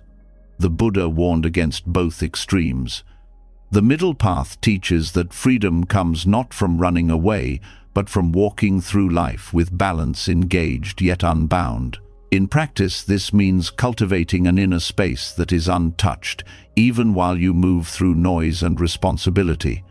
Meditation trains this capacity. You learn to return to the center again and again, noticing thoughts, emotions, and external pressures without clinging. Over time, this calm begins to accompany you everywhere. In conversations, you are present but not reactive. In work, you are committed but not consumed. In relationships, you are loving but not dependent. This is detachment without isolation, lived in daily action. Detachment also changes how you face loss. When you are attached, loss feels like the end of yourself. You collapse because you had fused your identity with what is gone. Detachment allows grief to flow without destroying you. You mourn but do not lose your center. You acknowledge impermanence without resisting it. This does not make you cold, it makes you resilient. You can comfort others not by denying pain, but by showing that peace is possible even in the midst of it. In community, life detachment is equally vital. Social ties often pressure people into conformity, into adopting values and opinions simply to belong. Detachment allows you to remain part of society without being swallowed by it.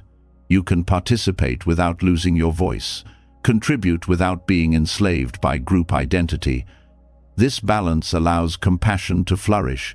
You care for others not because you fear rejection, but because your connection is genuine. The practice also prevents burnout. Many who serve others fall into exhaustion because they attach their worth to constant giving. Detachment teaches you to serve without clinging to results. You act from compassion, not from the need to be needed. You give fully, but when the outcome is not as hoped, you release it. This protects your energy and allows your service to remain sustainable. Detachment without isolation also transforms how you listen. When you are attached to being right or being seen, conversations become battles of ego. With detachment, you hear others without needing to control their view. You respond with clarity, but without compulsion to dominate. This creates respect and openness. Ironically, detachment allows deeper connection because it removes the noise of ego. The discipline requires honesty. Many claim detachment while secretly hiding behind isolation. They withdraw to avoid facing pain, masking fear as wisdom. True detachment faces life directly, without running. It stays engaged but free, compassionate yet centered. It requires courage to remain in the world without clinging to it. But each time you practice, you prove that freedom does not require escape. Buddhism describes this state as being in the world, but not of the world. Like a lotus that grows in muddy water, yet remains unstained, you live among conditions but are not bound by them. This image captures the essence of detachment without isolation. The lotus does not reject the mud, it uses it as nourishment. Likewise, you do not reject society, relationships, or responsibilities. You grow through them, using them as the field where your wisdom blossoms. In practical terms, detachment without isolation can be cultivated through small acts. Begin by observing your emotional pull in everyday situations. Notice when you feel the need to control, to explain, to cling. Instead of acting on it, pause. Create inner space. In relationships, allow others to be as they are, without demanding constant reassurance. In work, focus fully on the task, but release attachment to results. In possessions, enjoy them, but remember they are temporary. Each act strengthens the habit of engagement without chains. Over time, this practice reshapes your life. Relationships feel lighter, responsibilities less heavy, successes less intoxicating, losses less devastating. You discover a steadiness that is not dependent on circumstances. People sense your presence as calming, trustworthy, authentic. You are connected, yet free.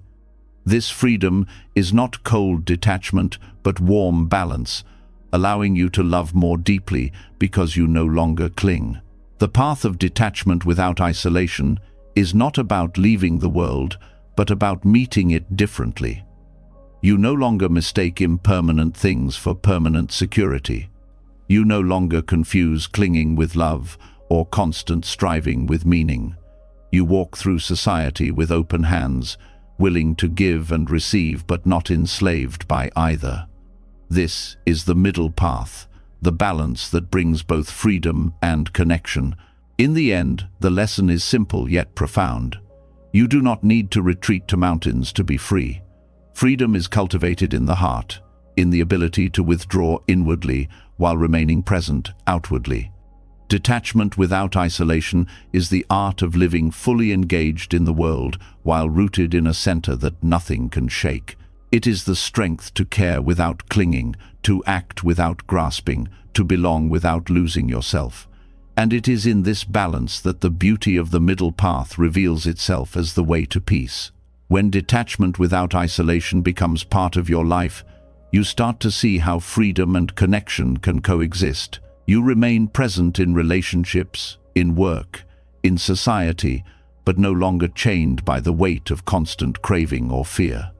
This balance naturally leads to another insight.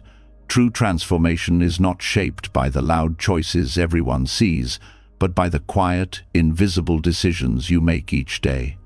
It is not the declarations of what you will become that carve your path, but the silent self-discipline that no one applauds. These unspoken choices, what you eat, how you spend your attention, what habits you cultivate, carry the subtle power to reshape your destiny in ways more profound than public promises ever could. The strength of unspoken choices lies in their consistency. Public resolutions may create excitement, but they fade when not backed by daily discipline. The food you choose at dinner, the way you begin your morning, the thoughts you allow your mind to linger on, these are the true architects of your future. They are quiet, often unnoticed by others, but they build momentum that over time becomes unstoppable. Like water carving valleys through mountains, small, consistent actions reshape the landscape of your life. Diet offers a clear example. Every bite is a choice that communicates to your body. Food is not only fuel, it is a message, telling your system whether to strengthen or weaken, to restore or inflame. You do not need to announce your diet to the world. The quiet decision to nourish yourself with balance is itself a discipline that transforms how you feel, think, and act. Over months and years, this silent practice shapes not only health, but also clarity of mind and steadiness of emotion. The body becomes a vessel aligned with awareness, Habits extend this principle. They are often invisible to others, yet they determine the quality of your life. The choice to rise early, to read instead of scroll, to pause before reacting, these small acts accumulate silently. No one praises you for resisting distraction, but each time you do, you strengthen focus. No one notices when you refrain from gossip, but each time you hold back, you preserve dignity and trust. These are the quiet victories that build character. They may never be announced, but their power is felt in the life they create. Attention is perhaps the most subtle yet powerful field of unspoken choice. Where you place awareness shapes everything. To feed constant distraction is to scatter your life force. To direct attention with care is to concentrate your energy into clarity and purpose. Choosing not to dwell on negativity, choosing to focus on gratitude, choosing to observe rather than react. These are silent acts of discipline. They require no declaration, but over time they determine whether your mind becomes a sanctuary or a battlefield. The Buddhist path has always emphasized the unseen over the seen. It is not outward displays of spirituality that free you, but the quiet discipline of the mind. Meditation itself is a practice of unspoken choice, choosing to sit, to breathe, to observe rather than follow thoughts. Each session may seem small, yet the cumulative power reshapes the structure of your consciousness. Destiny is not in grand gestures, but in repeated choices to return to awareness again and again. These silent disciplines also protect you from the traps of ego. Public declarations often serve to inflate identity, telling others what you plan to do, creating an image of discipline without embodying it. Unspoken choices bypass this trap. They are not about image, but reality. You eat quietly, you rise consistently, you focus silently. The ego does not grow because there is no audience. Instead, transformation happens from within, steady and authentic. This principle applies equally in relationships. Loud promises of loyalty or change mean little without consistent silent action. Choosing patience instead of irritation, respect instead of dismissal, presence instead of distraction, these daily acts build trust far more than words. Over time, the quiet strength of your choices becomes evident. Relationships do not thrive on dramatic declarations, but on the invisible fabric woven from unspoken discipline. The power of unspoken choices also lies in their alignment with impermanence. Life is built from moments, not from occasional grand events. By tending carefully to each moment, you align yourself with reality. Every bite, every breath, every thought becomes an opportunity to shape the future. This mindfulness transforms destiny not through control but through steady presence. The cumulative weight of small, silent choices carries more force than the fleeting spark of dramatic announcements. History shows that great lives were built not only on public acts, but on unseen discipline. Philosophers, monks, leaders, and artists cultivated habits in solitude that no one witnessed. Their greatness was not the product of sudden inspiration, but of countless silent choices aligning over years. This pattern is available to anyone. You do not need recognition to transform your life. You need discipline in the unseen moments when no one is watching. These choices also reveal integrity. When you act in ways consistent with your values, even without witnesses, you build trust with yourself. You no longer need external validation because you know your strength comes from within. This self-trust is unshakable. It creates confidence that is calm rather than boastful, grounded rather than fragile. The quiet power of unspoken choices builds a foundation that no storm can erode. Unspoken discipline also cultivates humility. Because no one sees, there is no pride to inflate. The practice itself becomes its own reward. You choose well not for applause, but because you recognize the long-term effect on your life. This humility deepens your presence. People feel it not through what you say, but through the calm, steady energy you carry. The subtlety of these choices also teaches patience. Dramatic change often collapses under its own weight, but gradual, silent change endures. You learn to value progress measured in years rather than days. You discover that transformation is not about speed, but about direction. Each silent step sets a trajectory that reshapes your life without drama. Patience itself becomes a discipline, chosen again and again in the quiet. These choices extend beyond personal benefit. Silent self-discipline reduces suffering for others as well. When you eat mindfully, you become healthier and less dependent on others to carry your burdens. When you train your habits, you create a stable presence that calms those around you. When you discipline your attention, you respond with clarity instead of reactivity, protecting others from unnecessary harm. Silent choices ripple outward, shaping not only your destiny, but the lives of those you touch. The deeper lesson is that destiny is not an accident, but the result of thousands of choices, most of them invisible. Each one is a seed planted in the soil of your life. Public words may impress for a moment, but seeds are planted in silence. The harvest comes from what you choose in private, not what you declare in public. This truth is both empowering and humbling. It places responsibility in your hands at every moment. Buddhism teaches that liberation itself is cultivated through countless small acts of discipline, ethical choices, mindful actions, silent restraint. Each act may seem minor, but together they reshape the mind, dissolving ignorance and planting wisdom. This path is not loud. It is built on unspoken choices repeated steadily over time. That is why its power is so great. In the end, the life you create is not determined by what you announce, but by what you practice. It is shaped in the kitchen, in the morning routine, in the moments when you choose to breathe instead of react, to focus instead of scatter. These unspoken choices are the architects of destiny. They do not need to be declared because their results speak louder than words ever could. And when you live with this awareness, you discover that the quiet discipline of daily life is the most powerful force for transformation you will ever know. The strength of unspoken choices shows that destiny is not shaped by noise, but by the quiet acts of discipline that no one sees. When this truth takes root, another layer of wisdom unfolds.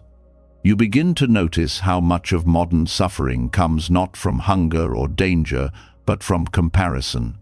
The endless measuring of yourself against others, the craving for recognition, the subtle competition for worth, all of it drains peace and blinds you to your own path. The antidote is not found in competing harder, but in turning inward. Self-focus, rooted in Buddhist reflection, becomes the medicine that dissolves envy, competition, and the addiction to external validation. Comparison is woven deeply into human culture. From childhood, people are taught to measure themselves against peers, grades, appearance, possessions, achievements. The message is clear. Your value lies in being better than someone else. Yet this race never ends, because there will always be someone with more wealth, more beauty, more success, more recognition. The chase becomes a prison. Envy corrodes joy. Competition replaces connection, and validation from others becomes a drug that must be constantly renewed. Buddhism cuts to the root of this suffering by turning the gaze inward. Instead of asking how you compare to another, the practice asks, how well do you know yourself? Where are your thoughts leading you? What attachments keep you restless? What habits create clarity or confusion? These questions shift the ground entirely. The focus is no longer on outrunning others, but on awakening within. This is not selfishness, it is liberation. The more you see yourself clearly, the less power comparison has over you. Self-focus reveals that envy is born from illusion. When you compare your life to someone else's, you see only fragments, not the whole picture. You see their highlight, but not their struggle, their surface, but not their depth.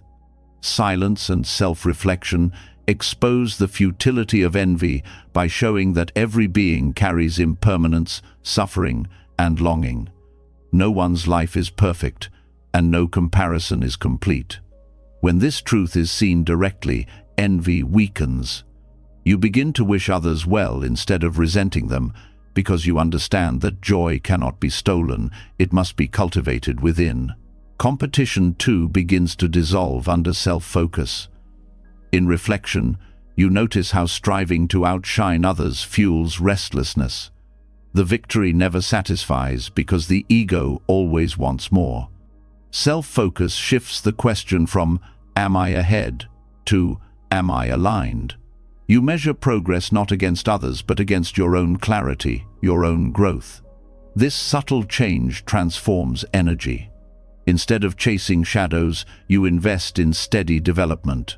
The pressure to dominate fades, replaced by the peace of walking your own path. External validation loses its grip through the same process. When you examine the craving for approval, you see its emptiness. Praise feels good briefly but fades quickly, leaving you hungry again. Criticism wounds deeply because it strikes at insecurity. Self-focus breaks this cycle by anchoring worth in awareness rather than opinion. You learn to trust the quiet voice within that arises in silence, the one not shaped by applause or rejection. This inner grounding makes you free. Approval becomes pleasant but unnecessary, criticism uncomfortable but not devastating. This path is practical, not abstract. In daily life, you can practice by noticing when comparison arises. Instead of following the thought, you pause. You turn inward. You ask, what part of me feels lacking? What story am I telling myself? In this way, envy becomes a teacher, pointing to where self-reflection is needed. Each time you redirect attention inward, you weaken the habit of comparison. Over time, the mind learns to rest in self-awareness rather than chasing external measures. Self-focus also strengthens compassion. When you are no longer consumed by comparison, you see others more clearly. Their success does not threaten you, their struggles do not elevate you. You recognize shared humanity. Joy for others' good fortune arises naturally when you are no longer measuring yourself against them. This joy, called mudita in Buddhism, is one of the highest forms of compassion. It frees you from the poison of envy and allows relationships to flourish without hidden rivalry. Another benefit of self-focus is clarity of purpose. Social comparison often scatters energy.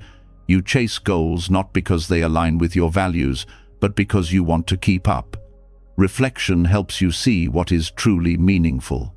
You ask, what nourishes my growth? What brings peace? What reduces harm?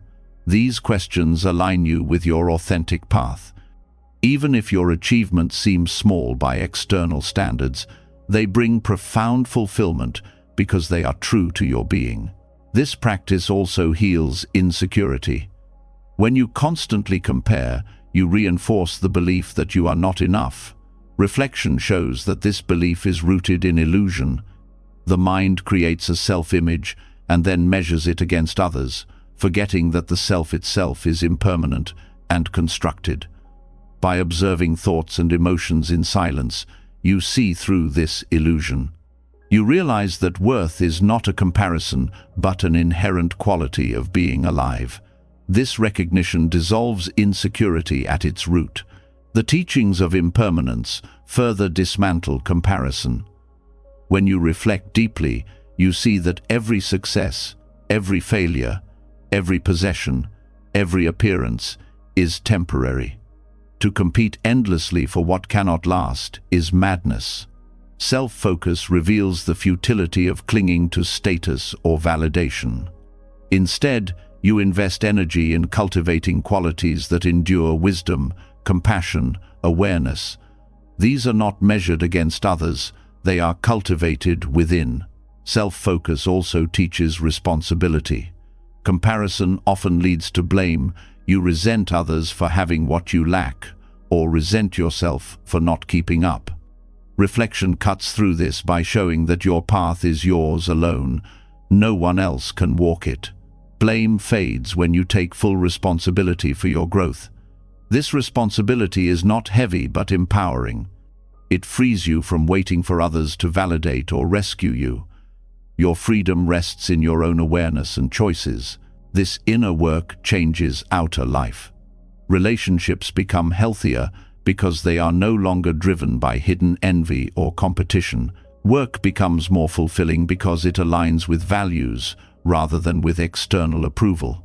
Even solitude becomes rich because you no longer measure its worth against society's standards. You live from within, steady regardless of external fluctuations. The power of this antidote is quiet but profound. It does not come from dramatic renunciation, but from steady practice of turning inward. Each time envy arises, you reflect. Each time you crave validation, you pause. Each time you compare, you return to self-awareness. Slowly, the habit of comparison loses its hold. You discover peace, not by outrunning others, but by resting in your own being. The Buddha's path was never about competing with others, but about awakening within. He showed that envy and competition arise from ignorance of the self. Self-focus reveals the illusion, and in that revelation, the poisons dissolve. The antidote is not to fight comparison directly, but to see through it. Once you see clearly, the race ends on its own. In the end, the practice of self-focus is the key to freedom from one of the deepest modern illnesses. It frees you from the endless treadmill of envy and competition, from the fragile dependence on external validation. It roots you in awareness, aligns you with your true path, and opens the heart to genuine compassion. You do not need to compare when you are whole. You do not need to compete when you are at peace. You do not need validation when you trust your own awareness. And in this freedom, life becomes lighter, clearer, and infinitely more authentic. When self-focus dissolves the poison of comparison, you begin to notice another layer of bondage hidden beneath the surface, the endless cycle of wanting. Comparison fuels envy, but desire itself is the fire that keeps suffering alive. It whispers that happiness lies just beyond the next possession, the next achievement, the next pleasure. Yet the more you chase, the further peace slips away. Buddhism points again to silence as the medicine. Inward quietness dismantles craving at its root, showing that excess desire is not quenched by more attainment, but by the stillness that reveals contentment was present all along. Desire in itself is not always harmful. The desire to eat when hungry, to rest when tired, to seek warmth in the cold, these are natural and necessary. The suffering begins with excess, with the kind of wanting that no longer serves life, but enslaves it. Craving for status, for approval, for endless possessions, for stimulation without end. This is the hunger that never rests. It promises satisfaction, but delivers only more thirst. Silence unmasks this lie. When the mind grows quiet, you notice the restless pull of desire more clearly. Without noise, cravings appear like ripples on a still pond. You see the urge to reach for distraction, to grasp at more comfort, to chase fleeting pleasure. In ordinary life, these urges pass unnoticed because noise covers them. But in silence, they reveal their constant presence. At first, this can feel unsettling, as if the mind is addicted to wanting. But this awareness is the first step toward release. The Buddha described craving as the root of suffering, the chain that binds beings to the cycle of rebirth and discontent. To see craving clearly is already to loosen its grip. Silence is the condition that allows this clarity. By sitting without chasing, without consuming, without distracting, you begin to notice that desire arises, peaks, and falls on its own. You do not need to obey it. The more you observe without acting, the weaker its hold becomes. Excess desire thrives on the illusion that happiness is elsewhere. It convinces you that contentment will arrive when conditions are perfect. Silence cuts through this illusion by bringing you back to the present. In quietness, you discover that peace is not in the next purchase, the next accomplishment, the next recognition. It is here, in the stillness of awareness. The craving loses strength because its promise is exposed as false. Contentment arises not by satisfying every desire, but by recognizing you already have enough. Silence trains the mind to rest in this truth. When the world's noise fades, you notice simple joys, the breath flowing, the body alive, the space around you steady. Gratitude naturally follows. The craving for more softens because you see abundance in the present. What once felt lacking is revealed as complete. This does not mean rejecting life or refusing all pleasures. The middle path is not self-denial but balance. Excess desire creates suffering, but mindful enjoyment of life's gifts brings harmony. Silence helps you distinguish between the two. You learn to tell the difference between natural need and restless craving. You eat when hungry, not when bored. You rest when tired, not when anxious. You seek joy without clinging to it. Silence teaches moderation without force, balance without repression. Desire often hides beneath layers of identity. You crave recognition because it affirms ego. You crave possessions because they signal worth. You crave stimulation because it keeps you from facing inner emptiness. Silence strips these illusions bare. Alone with yourself, you realize how much of your wanting is not about the object, but about the image. By exposing the root, silence dismantles the structure. When you no longer need to protect the ego, many desires fade naturally. Contentment is not passive, it is active presence. In silence, you do not numb desire, you transform it. The restless energy once spent on craving is redirected into awareness, creativity, compassion. A mind no longer chasing excess has energy to live deeply. This is why monks who renounce excess are not lifeless but vibrant. Their vitality comes from freedom. Without being drained by endless wanting, they channel energy into wisdom and kindness. The modern world thrives on stimulating desire. Advertising, entertainment, social media, all are designed to feed restlessness. To live without excess craving is a radical act. Silence becomes resistance. By stepping back, by creating space free of constant input, you reclaim sovereignty over your mind. You begin to choose consciously rather than being led unconsciously by every spark of desire lit by the outside world. This discipline reshapes daily life. The choice to eat mindfully instead of indulging excess. The decision to rest in silence instead of constant entertainment. The habit of pausing before purchasing each is a practice of dismantling craving. Over time, these choices accumulate into contentment. You no longer need more because you have discovered enough. Relationships transform as well. Excess desire often poisons love, turning it into possession or dependency. Silence shows you the craving beneath attachment. You realize that true love is not about owning another or demanding constant attention.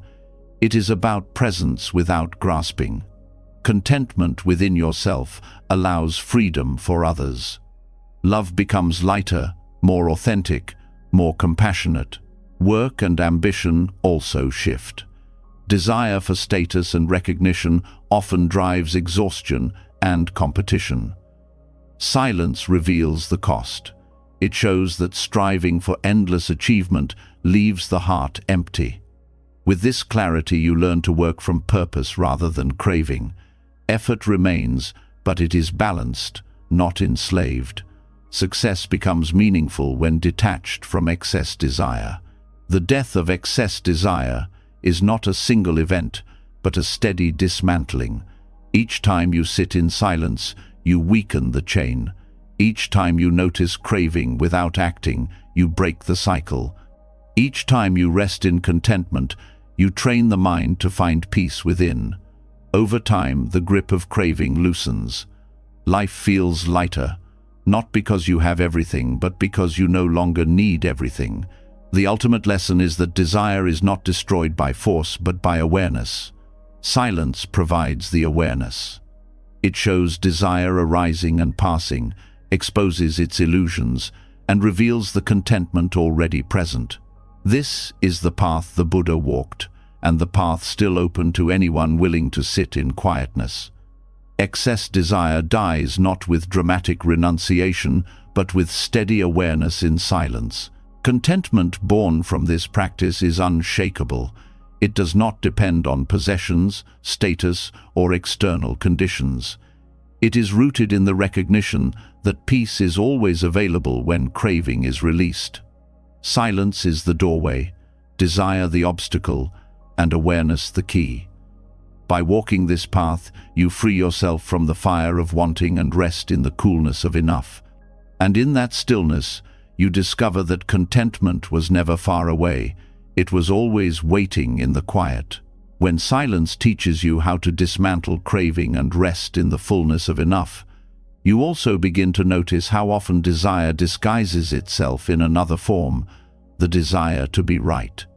The need to win debates, to prove your perspective, to persuade others until they yield is one of the subtlest cravings of the ego. It wears the mask of logic, of justice, of truth-seeking, but beneath it is the same restless hunger to secure identity through dominance. Buddhism offers a simple yet radical teaching. Peace often comes not from winning arguments, but from stepping away from them. The wisdom of withdrawing from argument is the recognition that silence can preserve harmony where words would only deepen division. Arguments seem to promise resolution, yet they rarely deliver it. Each side defends more fiercely, voices rise, and the truth becomes less important than victory. Even when one side appears to win, both lose peace. The heart is left unsettled, the mind clouded by tension, and the relationship weakened by hidden resentment. Stepping away from argument is not about cowardice or surrender. It is about recognizing that clashing egos cannot create clarity. Only stillness can. The Buddha himself often demonstrated this wisdom.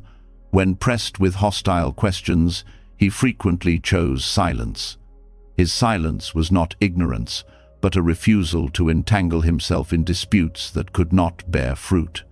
He understood that many arguments are traps, born not from genuine inquiry, but from the ego's need to be affirmed. By withdrawing, he showed that truth does not require defense. Truth stands whether or not it is acknowledged. Withdrawing from argument does not mean abandoning communication. It means knowing the difference between dialogue and conflict. Dialogue arises when both sides seek understanding. Argument arises when each side seeks to conquer. In dialogue, silence can be broken with careful words. In argument, silence is often the greater wisdom. By refusing to fuel conflict, you preserve energy and allow time for clarity to emerge naturally. The practice begins with self-awareness. Notice the surge of energy when someone challenges you. The ego burns to respond, to correct, to assert. In that moment, you pause. You ask, will these words bring peace or will they inflame? Is my goal to understand or simply to win? Often you will see that the impulse to speak is rooted in pride, not in wisdom. Withdrawing becomes the truer strength. This withdrawal is not suppression. Suppression locks anger inside. True withdrawal is release. You allow the urge to argue to rise and pass without action. In doing so, you dissolve its power. The energy that would have been spent on endless words is conserved, redirected toward clarity and compassion. This conservation builds inner strength. It is the strength of one who no longer needs the validation of victory. In relationships, this practice transforms dynamics. Many conflicts in families and partnerships are not about the actual issues, but about the refusal to let go of being right. When one person chooses silence, the cycle ends. Arguments lose momentum when they are not fed. Over time, the absence of constant disputes creates space for genuine understanding. Peace grows not because all disagreements vanish, but because the energy of conflict no longer dominates. In communities, the same principle applies. Arguments often fracture groups, dividing people into camps that defend positions rather than working toward solutions. The one who steps back, who refuses to be dragged into heated battles, becomes a stabilizing force. Their silence communicates presence without hostility. It shows that peace is more valuable than triumph. This steadiness often inspires others to soften their stance, opening the door to cooperation. Withdrawing from argument also protects clarity of mind. Heated words cloud judgment. They stir emotions until you can no longer see the truth. Silence clears the fog. When you resist the pull of argument, you remain able to discern what is real.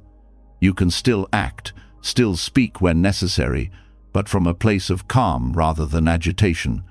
This clarity ensures that your decisions are guided by wisdom rather than by ego. The wisdom of this practice becomes even more clear when seen through the lens of impermanence. Every opinion, every perspective is conditioned by countless factors: upbringing, culture, experience, mood. To cling rigidly to being right is to cling to what is constantly shifting. By withdrawing from argument, you recognize that truth is larger than any one perspective. You free yourself from the illusion that your view must dominate in order to have value. This does not mean that injustice should be ignored or truth abandoned. It means choosing the right way to respond. Some situations require words, but even then, they must be spoken from calm rather than from the fire of argument. The difference is profound. Words spoken without the need to conquer carry weight. They persuade not through force, but through clarity. Often, silence first makes such words possible. The practice also dismantles pride. The ego thrives on the belief that it is superior. Argument is its favorite stage. Each victory inflates it, but each defeat wounds it, creating a cycle of highs and lows. Withdrawing removes the stage entirely. Pride loses its arena. In its place arises humility, the recognition that truth does not belong to any single person.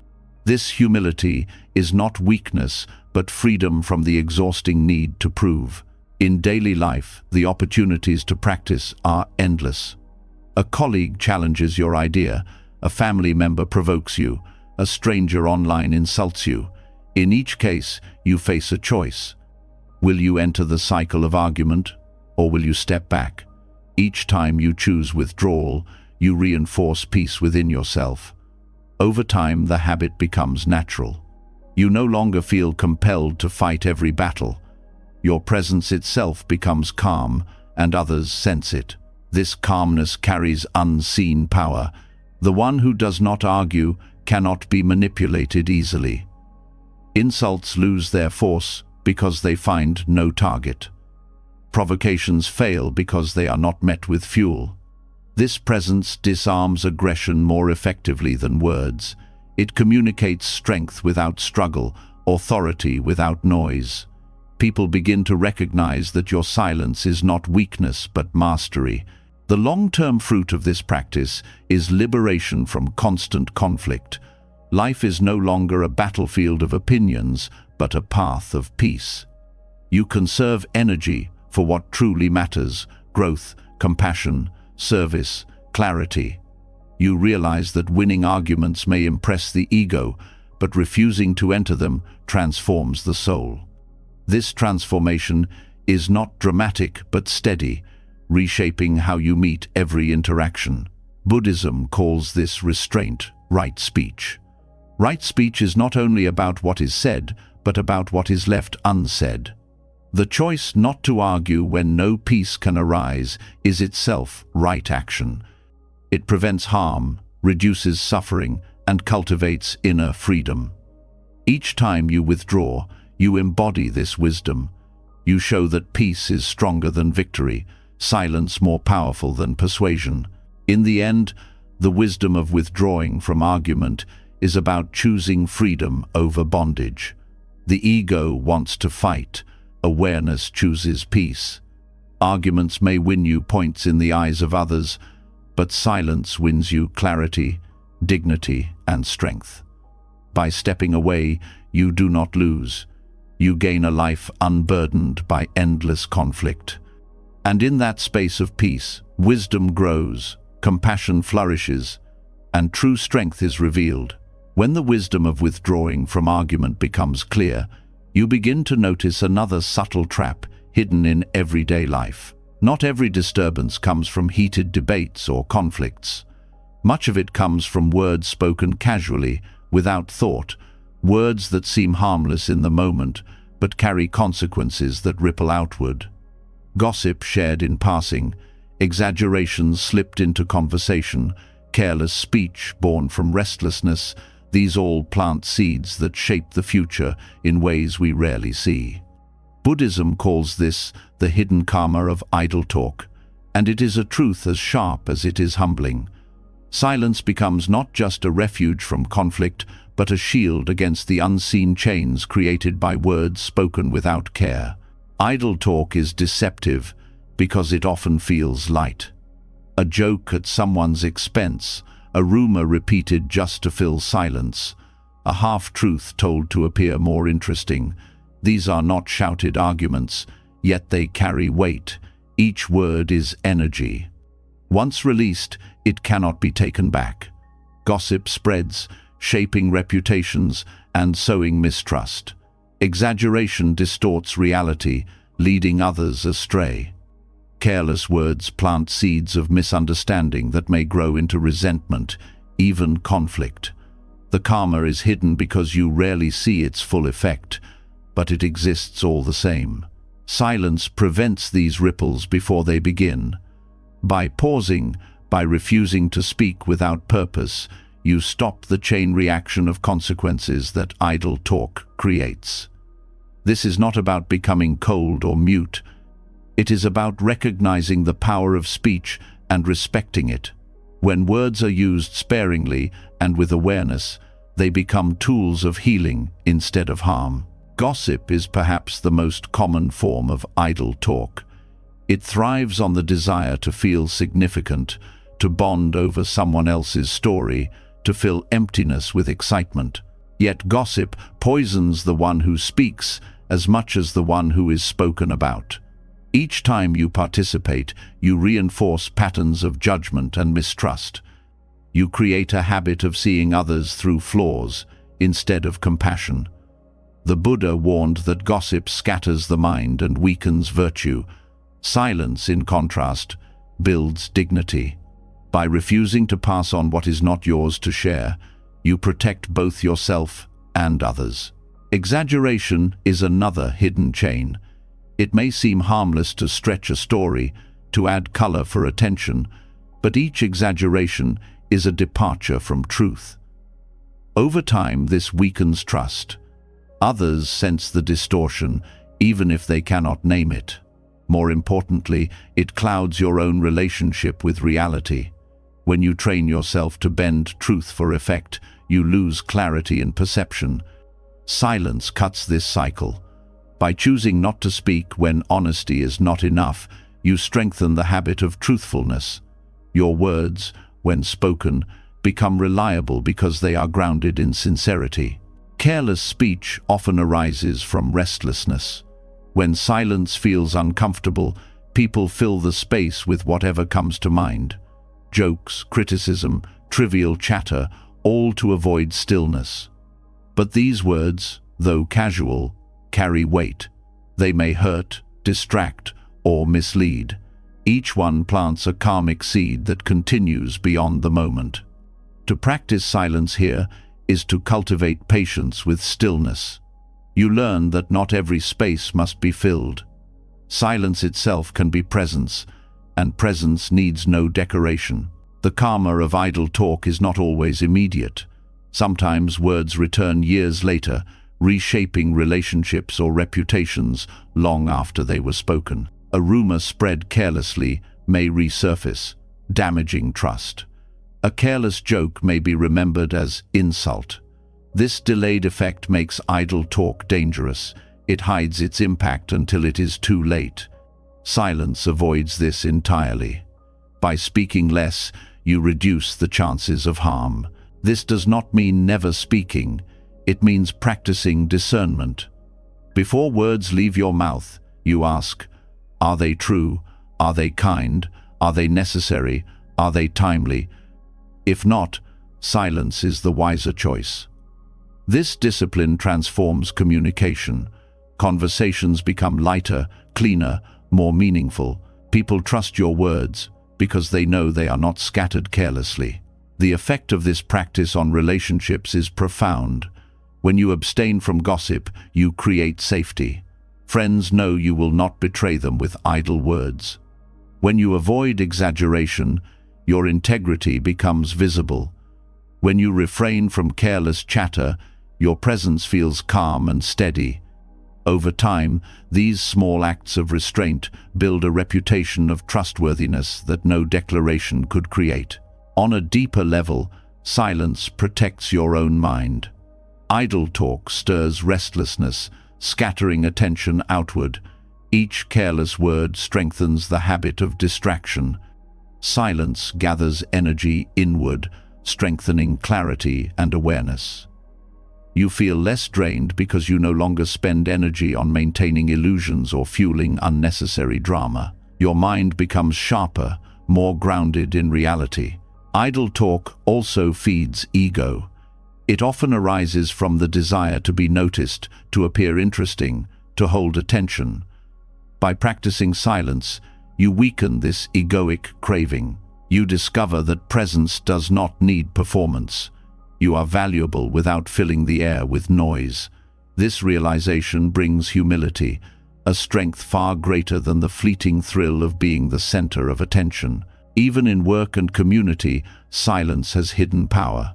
Teams often waste energy in endless chatter, meetings filled with words that add nothing. When silence is practiced, communication becomes focused. Words are chosen carefully, action flows more smoothly, and respect deepens. Communities that respect silence create harmony because they reduce the friction caused by idle talk. Buddhism places great emphasis on right speech, one of the steps on the Noble Eightfold Path. Right speech is not only about avoiding lies, but also about refraining from idle chatter. Each word is seen as an action with karmic consequences. By practicing silence, you align with this path. You reduce harm, you cultivate clarity, and you live with greater responsibility. In daily practice, this means noticing the urge to speak without purpose. Instead of following it, you pause. You let silence hold the space. Over time, the urge weakens. You discover that silence can be more powerful than words in creating connection. A quiet presence often communicates more respect and sincerity than a flood of chatter. The hidden karma of idle talk is real, but so is the hidden power of silence. Each time you choose restraint, you create ripples of peace instead of harm. You protect trust, preserve clarity, and conserve energy. You cultivate a reputation of sincerity that others feel even without words. And most importantly, you free yourself from unconscious patterns that would otherwise bind you. In the end, silence is not emptiness, but responsibility. It is the recognition that words are powerful, that even casual speech shapes the world. By practicing restraint, you ensure that when you do speak, your words heal rather than harm. You discover that the greatest strength lies not in constant talking, but in the discipline to remain quiet when quiet is best. And in this discipline, peace takes root where conflict and confusion once thrived. When the hidden karma of idle talk is understood, a deeper dimension of silence becomes visible. It is not only about avoiding gossip or careless speech, it is about the ethical weight carried by every sound that leaves your lips. To choose silence is often to choose harmlessness. In Buddhism, this principle is known as ahimsa, non-violence, the commitment to cause no harm in thought, word, or deed. Silence practiced with awareness becomes one of the purest forms of non-violence. By refusing to react with harshness, by withholding speech that could injure, you protect not only others but also yourself from the ripples of harm. Violence is usually imagined as physical aggression, but words can wound with equal force. A single insult can scar for years, a careless statement can break trust, and a harsh tone can harden hearts. These are forms of violence as real as blows, though less visible. Choosing silence in moments of anger or conflict prevents these wounds. It interrupts the impulse to strike with words, giving space for the heat to cool. This is ahimsa, lived not through restraint of the body, but through discipline of the voice. Silence also protects the self. Each time you react violently, whether through words or actions, you plant seeds of agitation within. The anger does not vanish with expression. It lingers, leaving traces that disturb peace of mind. By choosing quiet, you protect your inner world from being poisoned by reaction. You allow the surge of emotion to pass without leaving scars on yourself or others. This is not suppression, but liberation, the recognition that you do not need to become the slave of your impulses. This practice begins with awareness of the chain between thought, word, and action. A thought of anger arises, the urge to speak follows, and soon harsh words fly. Violence is born in seconds. But if you hold silence in the gap, the chain is broken. The thought loses momentum, the word never leaves, the action never forms. By guarding the gateway of the mouth, you dismantle violence at its root. Silence as non-violence also extends to subtle forms of harm. Sarcasm, mockery, unnecessary criticism, these may appear lighter than outright insults, yet they cut just as deeply. They erode trust, weaken connection, and fuel resentment. Choosing silence instead of indulging in these habits is a form of compassion. It communicates respect without needing to prove superiority. It allows relationships to grow in safety rather than suspicion. In families, this discipline has transformative power.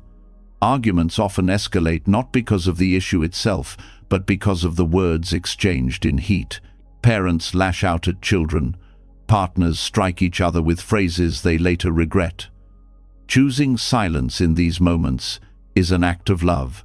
It prevents wounds that may linger for years.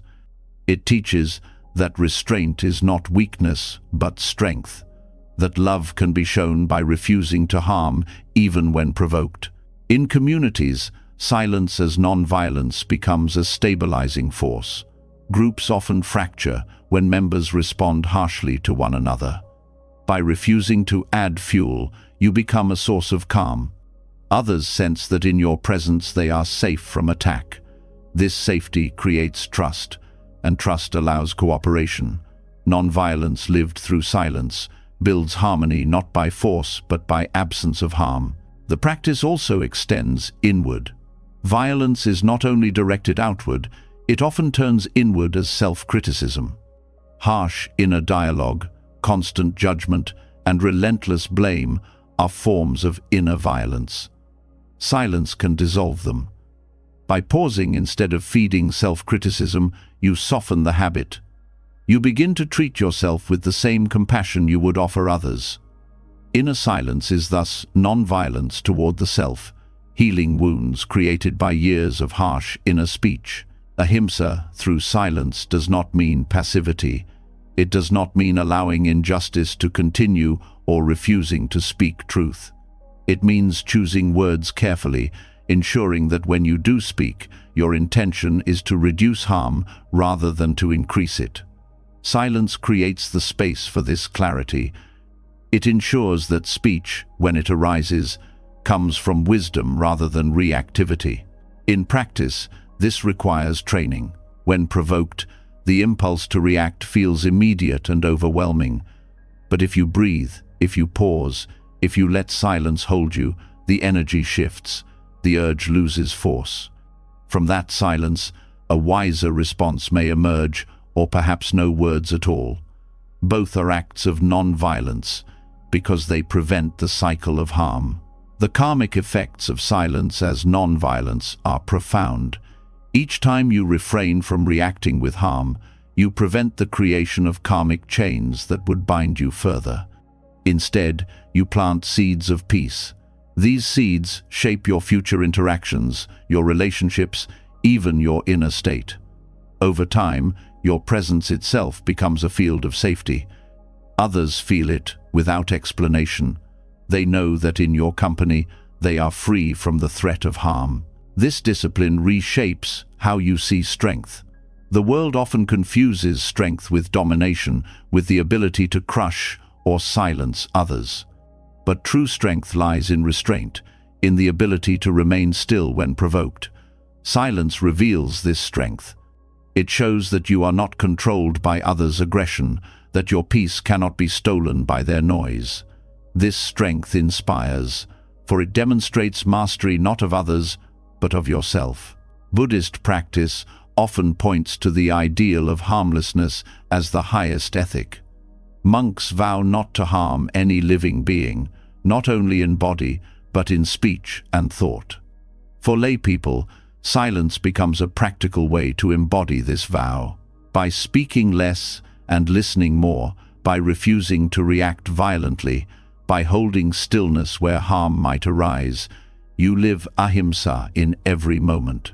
In daily life, this can be practiced in small ways. When insulted, resist the urge to answer immediately. When tempted to criticize unnecessarily, hold your tongue. When self-judgment rises, pause in silence rather than feeding it. Each act is small, but together they build a life aligned with non-violence. Ultimately, silence as non-violence transforms both inner and outer worlds. It reduces harm in relationships, creates trust in communities, heals wounds within yourself, and plants seeds of peace in every moment. It is not emptiness, but fullness, the fullness of compassion, restraint, and wisdom. By choosing quiet over reaction, you live the deepest truth of ahimsa, that peace is not achieved by force but by the absence of harm. The more you practice, the more natural it becomes. You find yourself less entangled in conflict, less drained by anger, less bound by harsh patterns. Life grows lighter, calmer, more harmonious. And in this silence, you discover that non-violence is not only a moral principle, but a way of being, a way that leads steadily toward freedom. When silence is practiced as non-violence, you begin to realize that peace is not simply the absence of harm, but the presence of wisdom. Choosing quiet over reaction protects others and yourself, creating space where anger cannot grow. Yet within this space, another truth emerges. Much of the struggle in life is born not from aggression, but from the illusion of control. The mind believes it must manage, push, and interfere with every detail, as if peace can only be secured by grasping tightly. But when you focus inward, when you reflect deeply, you see that much of life unfolds on its own. Control is a story, not a reality, and freedom comes from loosening its grip. The illusion of control is seductive. It promises safety. If you plan enough, work enough, anticipate enough, then nothing will go wrong. Yet reality continually breaks these promises. Plans change, bodies age, relationships shift, outcomes refuse to obey. The more you try to dominate life, the more exhausted you become, because the truth is simple, most of it is beyond your command. Self-reflection reveals this directly. You see how many times peace has come not from forcing but from allowing, how often clarity has arisen not from struggle but from stillness. Inward focus is not avoidance of responsibility. It does not mean abandoning effort or refusing to act. It means examining the mind that grasps for control, the inner restlessness that cannot tolerate uncertainty. In silence, you notice how much of your energy is spent on outcomes you cannot guarantee. You replay conversations, you worry about the future, you cling to the past. Reflection shows you that this is not control but suffering. The effort to control what cannot be controlled becomes a prison. When you focus inward, you see that life has its own intelligence. The body breathes without your command, the heart beats without your order, wounds heal without your supervision. Seasons shift, rivers flow, planets move, all without your interference. This same intelligence is present in your own life. Circumstances often resolve themselves when given space. Opportunities appear without being forced. Clarity arises when you stop trying to dictate every detail.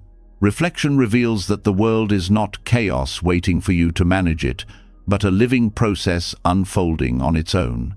This recognition does not lead to passivity, it leads to wise effort. You still act, but you act where action is fruitful. You plant seeds, but you do not pull at the sprouts to make them grow.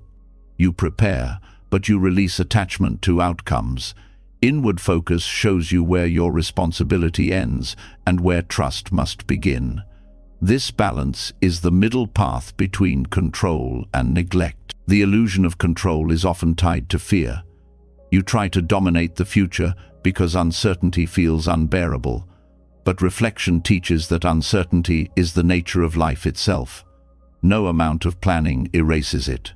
By facing this directly, you weaken fear's hold.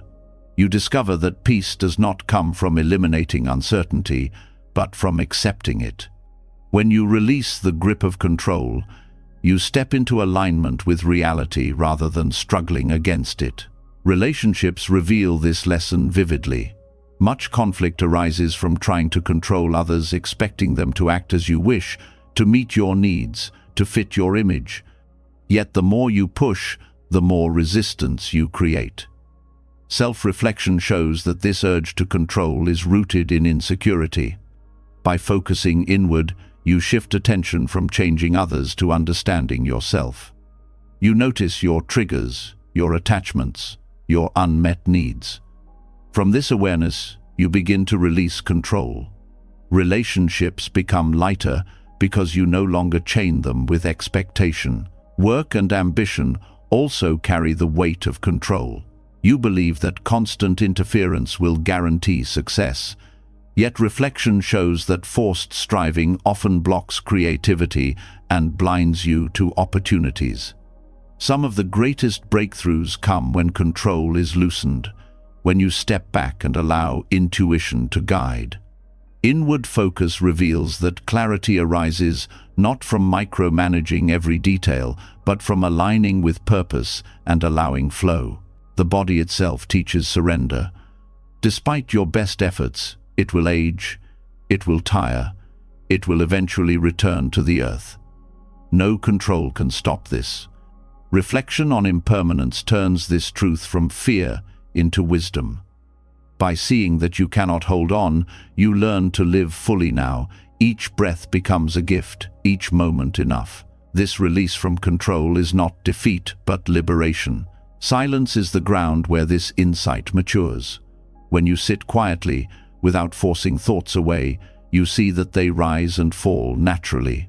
The mind, left alone, often settles itself. You realize you do not need to command every moment of awareness. This same truth applies to life. By stepping back, you see that much unfolds in its own rhythm. The more you focus inward, the more you trust this rhythm. The karmic weight of control is heavy. Each attempt to dominate creates tension. Each grasping adds to restlessness. By releasing control, you prevent these seeds from being planted. You conserve energy, reduce suffering, and create space for wisdom to arise. Life becomes less about constant battle and more about alignment with natural flow. Practical application begins with awareness. Notice when you are trying to control what cannot be controlled, the opinions of others, the future of events, the outcome of every effort. Pause, reflect, ask if this energy brings peace or tension. If tension, release it. Focus on what you can shape: your thoughts, your actions, your presence. The rest belongs to the unfolding of life. This discipline reshapes identity. The ego thrives on control, believing it is the master of everything. But when you release the illusion, the ego softens. You no longer see yourself as separate from life, but as part of it. This humility brings peace. You stop trying to dominate existence and instead participate in it. Life becomes partnership, not conquest. Over time, the freedom of letting go deepens. You find yourself less anxious about outcomes, less trapped in regret, less consumed by worry. You still act with care, but you no longer cling to results. You live fully in the present, trusting that life unfolds as it must. This trust does not make you passive, it makes you resilient. You flow with change instead of breaking against it. The illusion of control was never truth, it was always fear disguised as strength. By focusing inward, you pierce this illusion. You see that peace comes not from mastering every detail, but from mastering your response to life's uncertainty. You discover that much of what you sought to command is already cared for by the intelligence of existence itself. Your role is not to dominate but to align, not to control but to trust. In the end, self-reflection shows that surrender is not weakness but wisdom. To break the illusion of control is to free yourself from endless struggle. It is to live with open hands, steady in effort yet free from grasping. It is to act with care but rest in trust. And in this balance, you discover a life that feels lighter, calmer, and more in harmony with the truth that everything unfolds naturally when you stop forcing it to obey. When self-reflection exposes the illusion of control, life begins to look different. You see that so much unfolds without your interference, that peace is found not in constant grasping, but in trusting the natural rhythm of existence. From this recognition comes another doorway: the role of solitude. What once felt like emptiness or loneliness reveals itself as a profound teacher. Time alone becomes a mirror, a guide, even a voice of the Buddha within, showing you truths that cannot be heard in noise. Solitude is no longer absence but presence, no longer isolation but instruction. At first, solitude can feel threatening. The absence of others strips away distractions, leaving you face to face with yourself. Without external voices to affirm or distract, suppressed emotions surface. Boredom arises, restlessness appears, and the mind runs in circles. This discomfort is why so many avoid being alone. Yet if you stay, if you resist the urge to flee into activity or company, solitude begins to shift. The stillness turns from hostile to nurturing. It reveals insights that no teacher, no book, no lecture could ever give. Solitude becomes a teacher because it removes illusions. In company, it is easy to wear masks, to perform roles, to seek approval. Alone, those masks fall. You see clearly what you fear, what you crave, what you cling to. Solitude exposes the raw truth of your being. This honesty can be painful, but it is also liberating. Only when you see yourself without disguise can you begin to transform. Silence in solitude is the first lesson. It teaches authenticity. Inwardly, solitude awakens forgotten capacities. Creativity often flourishes in quiet, when the mind is not pulled outward but allowed to wander freely. Many great works of art, philosophy, and spiritual insight were born in solitude. The Buddha himself withdrew to the forest. Saints sought deserts. Sages sat in mountains. They were not escaping life, but listening to it more deeply. Solitude provided the space where truth could surface unhindered. Yet solitude is not about physical withdrawal alone. It is an inward turning, a willingness to be with oneself fully. You can be in solitude even in a crowded city if you rest in inner silence. Likewise, you can feel deeply lonely even when surrounded by people if you avoid yourself. The true teacher is not the absence of others, but the presence of awareness. When you embrace this presence, solitude becomes a sanctuary, a place where you meet not emptiness, but depth. One of the great lessons of solitude is impermanence. Alone, you notice the shifting of thoughts, the rise and fall of emotions, the passing of time more directly. With no one to distract you, the truth of change becomes vivid. You begin to see that nothing within you is fixed, not your fears, not your desires, not your identity. This insight brings freedom. If nothing is fixed, nothing must be clung to. Solitude becomes a teacher of letting go. Solitude also reveals interdependence in an unexpected way. By spending time alone, you realize how much of your usual identity depends on others, on their opinions, their reactions, their roles. When those are absent, you see more clearly that your sense of self is constructed, not inherent. Far from making you isolated, this realization deepens compassion. You recognize that others, too, build their identities on fragile constructs. Understanding your own illusions helps you meet others with patience and kindness. Another lesson of solitude is contentment. When alone, you learn to find joy in simplicity, the breath, the movement of light, the rhythm of your body. With no one to impress, no roles to play, you discover how little you truly need. This simplicity brings peace. You stop chasing constant stimulation and begin to rest in enough. Contentment is not taught by noise or abundance. It is learned in the quiet presence of solitude. Fear of solitude often arises from the belief that being alone means being unloved or incomplete. Reflection dissolves this fear.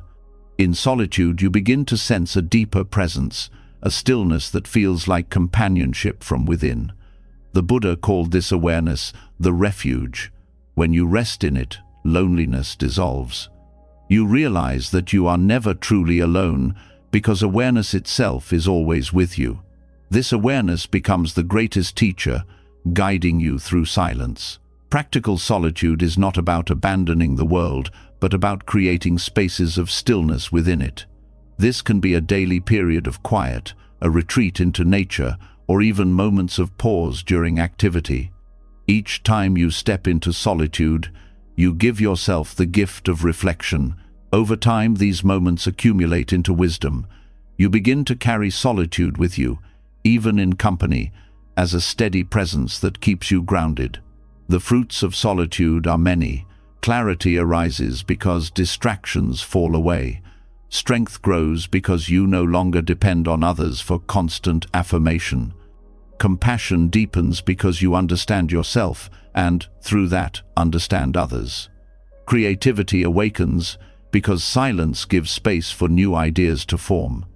Above all, peace blossoms because solitude teaches you to rest in your own being without fear.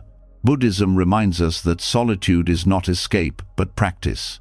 The Buddha encouraged periods of seclusion precisely because they reveal what cannot be seen in noise. Yet he also warned against clinging to solitude as an identity. The point is not to withdraw forever, but to use solitude as a teacher, then return to the world with greater wisdom. Solitude prepares you to live more fully, not to avoid living. Over time, solitude teaches trust.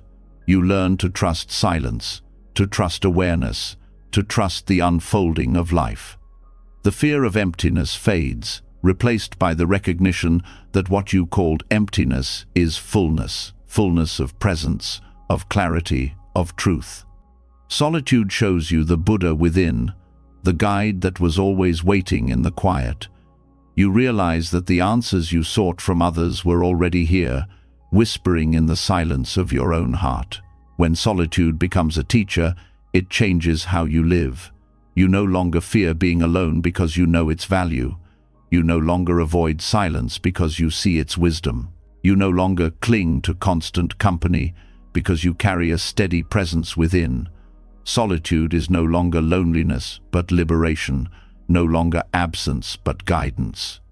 And in this way, Time alone becomes one of the most profound teachers you will ever meet, one that leads you directly to the truth of who you are. When solitude becomes a teacher, you begin to sense that silence does more than reveal inner truths, it also heals. The calm you discover alone is not only a lesson for the mind, but a medicine for the entire being. Stillness works not just on thoughts and emotions, but on the body itself, easing tension and restoring balance. Buddhism has long taught that silence nourishes the soul, yet modern understanding shows it also resets the nervous system. In quiet, both mind and body return to harmony, proving that stillness is not weakness but renewal. The nervous system is the bridge between your inner world and the outer environment. Every sound, every demand, every stressor is registered here. In constant noise, the system remains in a state of vigilance. Muscles tighten, breath shortens, the heart beats faster. The body lives as if danger is always near. Over time, this state of alertness drains energy, weakens immunity, and clouds clarity. Silence interrupts this cycle. It signals safety. In quiet, the nervous system shifts from defense to restoration, from tension to calm. This reset is not passive. It is active healing. When the mind grows still, breath deepens naturally. The heart rate slows, blood pressure eases, and hormones of stress begin to decline. Muscles unclench, allowing energy to flow more freely. The body, once locked in survival, turns toward repair. This is why silence feels nourishing. It is not merely psychological, it is physiological renewal at the most fundamental level. Buddhism has always recognized this connection. Monks retreat to forests and caves not only for spiritual clarity, but for the healing stillness of nature. The absence of constant stimulation allows body and mind to rest together. In this rest, awareness deepens, compassion strengthens, and health improves. Modern science now echoes what the tradition has long taught. Silence is medicine for the nervous system. The soul, too, is reset by stillness. In noise, the mind scatters outward, chasing distractions, replaying worries. The soul feels fractured, pulled in 1,000 directions. Silence gathers the pieces back. In stillness, you feel whole again, anchored not in chaos but in presence. The rest you experience is not sleep, but awakening, the return to your natural state of peace. Daily life often leaves little space for this reset. Phones buzz, voices demand, environments overflow with stimulation. The nervous system is rarely given a chance to exhale. This is why deliberate silence is essential. Even a few minutes of stillness can shift the system, creating a pause where restoration begins. A walk without headphones, a meal eaten in quiet, a moment of breath before bed. These small acts provide sanctuary for both body and soul. The effects accumulate.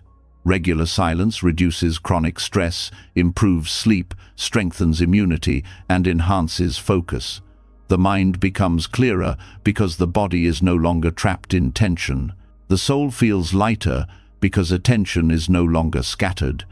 This cycle of renewal builds resilience.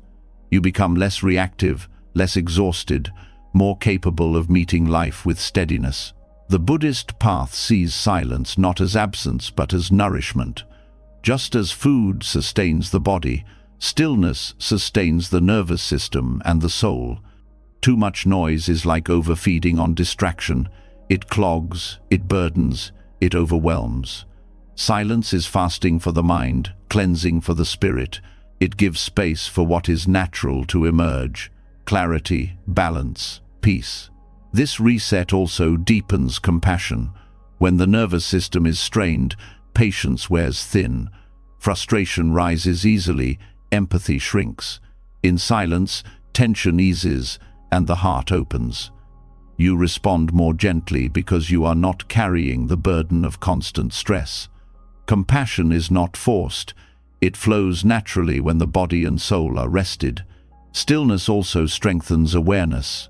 In a state of balance, you notice more the rhythm of breath, the subtleties of emotion, the details of experience. The nervous system, no longer overwhelmed, sharpens perception. The soul, no longer scattered, feels connected. Silence becomes the ground where mindfulness flourishes. This practice is not about escaping life, but about sustaining it. Without regular resets, exhaustion accumulates, and even joy becomes difficult to feel. With silence, energy is renewed, and life regains depth. The smallest moments, a smile, a breeze, a breath, become rich again because you are present to receive them. The karmic effect of silence as reset is profound. By reducing stress and restoring balance, you prevent the harm that arises from exhaustion and reactivity. You plant seeds of peace in your body and mind, which ripple outward in every interaction. Your presence becomes calmer, your decisions wiser, your relationships healthier. Practicing this reset can be simple. Begin by creating pockets of silence in your day. Notice the urge to fill every gap with sound or activity, and instead allow stillness. In these moments, focus inward. Feel the breath, sense the body, rest in awareness. Each pause is a gift to the nervous system, each moment of quiet, a nourishment for the soul. Over time, silence becomes not only a practice, but a way of being. You carry the reset within you. Even in noise, you touch the inner stillness. Even in stress, you return quickly to balance. The nervous system learns resilience. The soul learns peace. Life no longer feels like constant depletion, but like steady renewal. Silence as a reset reveals the truth that healing is not always in doing, but in allowing. The nervous system knows how to restore itself when given the chance. The soul knows how to return to peace when distractions fall away. Your task is simply to provide the space, and in that space, stillness does its quiet work, resetting both body and spirit toward harmony. When silence resets the nervous system and restores the soul, you realize that stillness is not only for recovery, but also for transformation. In quiet, the body heals and the heart softens, but something even more profound becomes possible: the cultivation of mastery over the self. Buddhism teaches that true strength does not come from constant action, but from the ability to watch without being consumed. By developing the observer's mind, you dissolve suffering before it takes form. You learn that watching with awareness is more powerful than reacting blindly, and in this watching lies the key to freedom. The habit of human life is to react. A thought arises, and you chase it. An emotion stirs, and you act on it. A provocation comes, and words spill out. This chain feels automatic, but it is not unbreakable. The observer's mind is the space between stimulus and response. It is the ability to see the thought, feel the emotion, notice the impulse, and simply watch. By watching, you cut the chain. The thought passes, the emotion changes, the impulse weakens. Suffering dissolves before it hardens into words or actions that would create lasting consequences. This skill begins with awareness of how the mind operates. In silence, you see how thoughts arise on their own, like clouds drifting across the sky. You did not choose them, they simply appeared. The same is true of emotions. They surge like waves without your command. By watching closely, you realize that you are not the thoughts or the emotions themselves, but the one who notices them. This shift is the beginning of mastery. Instead of being pulled into every storm, you remain steady as the witness. The observer's mind does not repress. It does not push thoughts away or deny feelings. It allows everything to arise, but refuses to be enslaved by it. Anger may appear, but the observer watches. Fear may come, but the observer notices. Desire may pull, but the observer remains steady. In this watching, the grip of suffering weakens. What once controlled you becomes transparent, losing its power.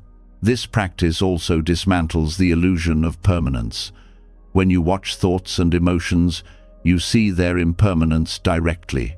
Anger flares and fades, joy rises and falls, sadness passes like weather.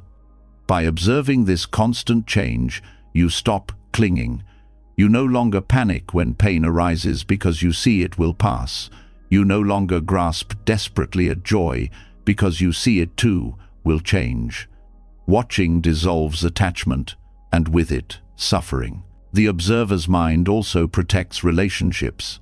Many conflicts arise not from what is said, but from reactions to fleeting emotions. A word spoken in anger can wound for years. By watching instead of acting, you prevent these wounds. You allow the surge of emotion to pass before speaking. The silence that comes from watching becomes protection, a shield against harm. Over time, this restraint builds trust and harmony. Inwardly, this discipline creates profound stability. The mind that watches does not scatter with every distraction. It becomes steady, like a mountain unmoved by passing clouds. This stability brings peace even in difficulty. Challenges remain, but suffering lessens because you no longer add reactivity to pain. You face life with clarity instead of confusion.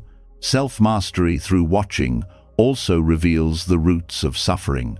By observing thoughts without acting, you see patterns.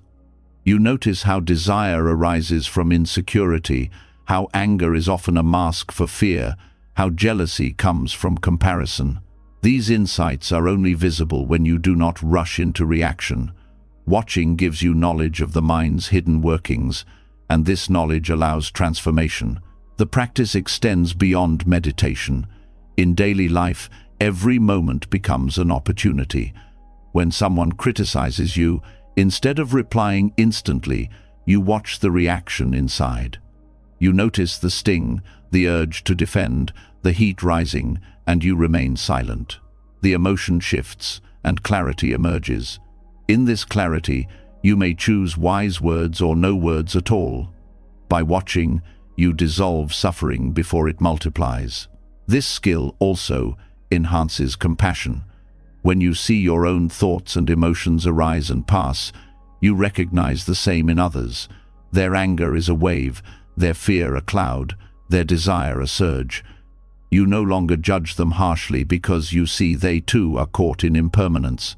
Compassion arises naturally from this understanding. The observer's mind does not separate you from others. It connects you more deeply by revealing shared humanity. The karmic impact of this practice is profound. Most negative karma is created in moments of blind reaction, words spoken in anger, actions driven by fear, choices born of desire. By watching instead of reacting, you prevent these seeds from being planted. You conserve energy and reduce harm. Over time, the absence of reactivity reshapes your destiny, aligning your life with peace instead of conflict. Developing the observer's mind requires patience. At first, watching feels impossible. Thoughts race, emotions surge, and you are swept away. But each moment of noticing is progress. Each time you catch yourself before reacting, you strengthen the habit. Over time, watching becomes more natural. You begin to rest as the observer, even in challenging situations. The space between impulse and action widens, giving freedom where once there was only compulsion. This path leads to deeper insights into the nature of self. As you watch thoughts and emotions arise and pass, you begin to question, if I am not these thoughts, not these feelings, then who am I? The observer's mind reveals that the self is not fixed but fluid, not solid but spacious. You are the awareness itself, not the contents within it. This realization cuts through ego and opens the door to liberation. The fruits of this mastery are subtle yet transformative. You live with less regret because you no longer act from blind impulse. You carry less anger because you allow it to pass without feeding it. You feel less fear because you see it as transient. Life becomes lighter because suffering dissolves before it can harden. This is self-mastery, not domination over others, but freedom within yourself.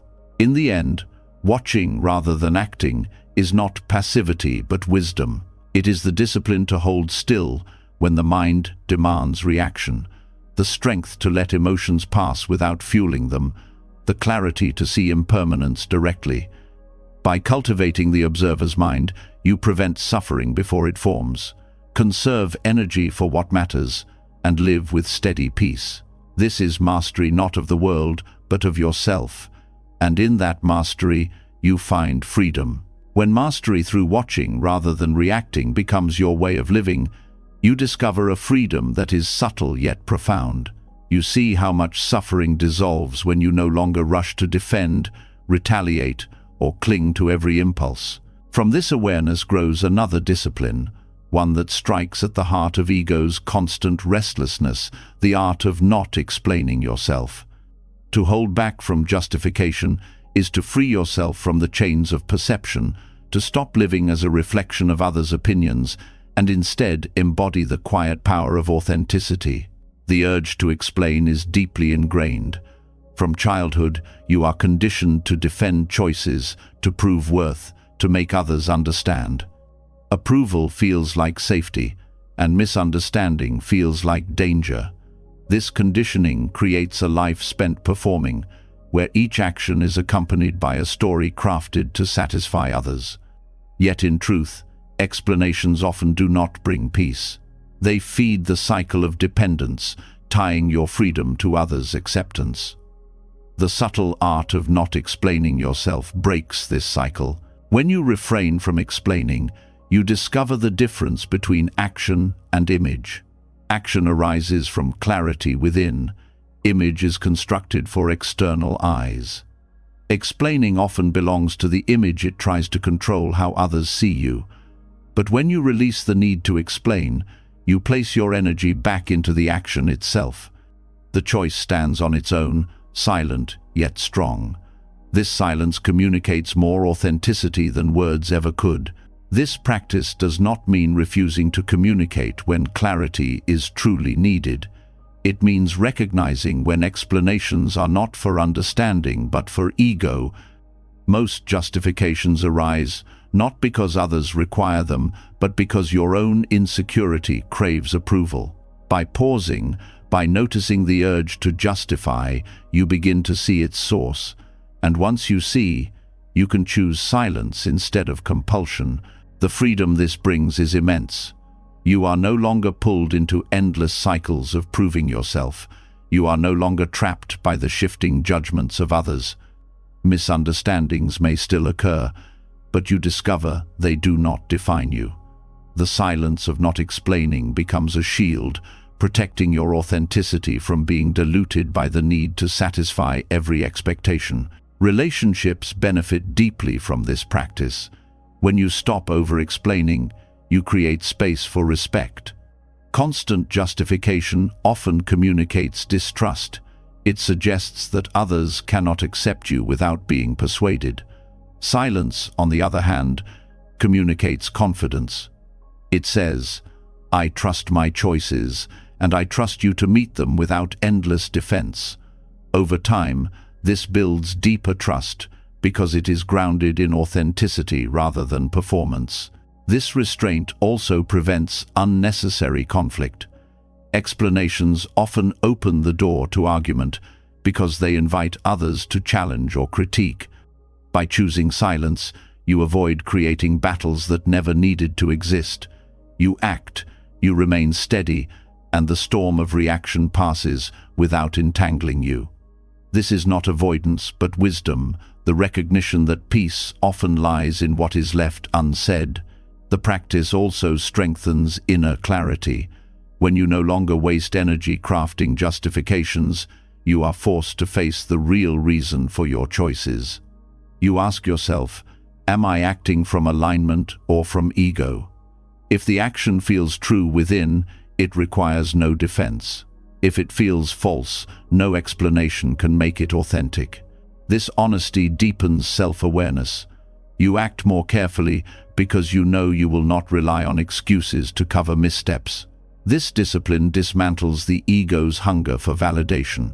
Explaining is often an attempt to shape how others see you, to maintain an image of goodness, intelligence, or strength. By choosing not to explain, you deny the ego its stage. You step off the performance, allowing yourself to simply be. This humility frees enormous energy. Instead of constantly editing your life for an audience, you live it directly. The karmic consequences of restraint are also powerful. Justifications often lead to entanglements others misunderstand. You defend, they counter, and the cycle deepens. Each word plants seeds of tension. Silence ends this before it begins. By not explaining, you prevent countless ripples of conflict and protect harmony. The energy saved becomes fuel for growth rather than for endless defense. Practical application begins with awareness of the urge. Notice in daily life how often you start to explain why you are late, why you said no, why you chose differently. Most of the time, these explanations are not truly required. Pause. Ask if your words are necessary. Often, silence is enough. You will discover that the world continues even when you do not justify. Misunderstandings fade on their own. Respect grows from restraint, and your authenticity shines more clearly. This practice does not harden you, it softens you toward truth. You no longer manipulate with explanations, no longer cling to being seen in a certain way. You allow yourself to be misunderstood, and in doing so, you discover strength.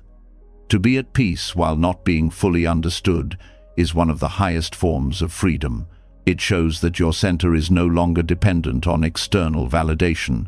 The Buddha himself embodied this wisdom. When pressed with questions meant to trap him, he often remained silent. He knew that explanation would not lead to understanding, but only to further entanglement. His silence was not avoidance, it was teaching. It showed that truth needs no defense, that authenticity requires no justification. By walking this path, you align yourself with the same wisdom.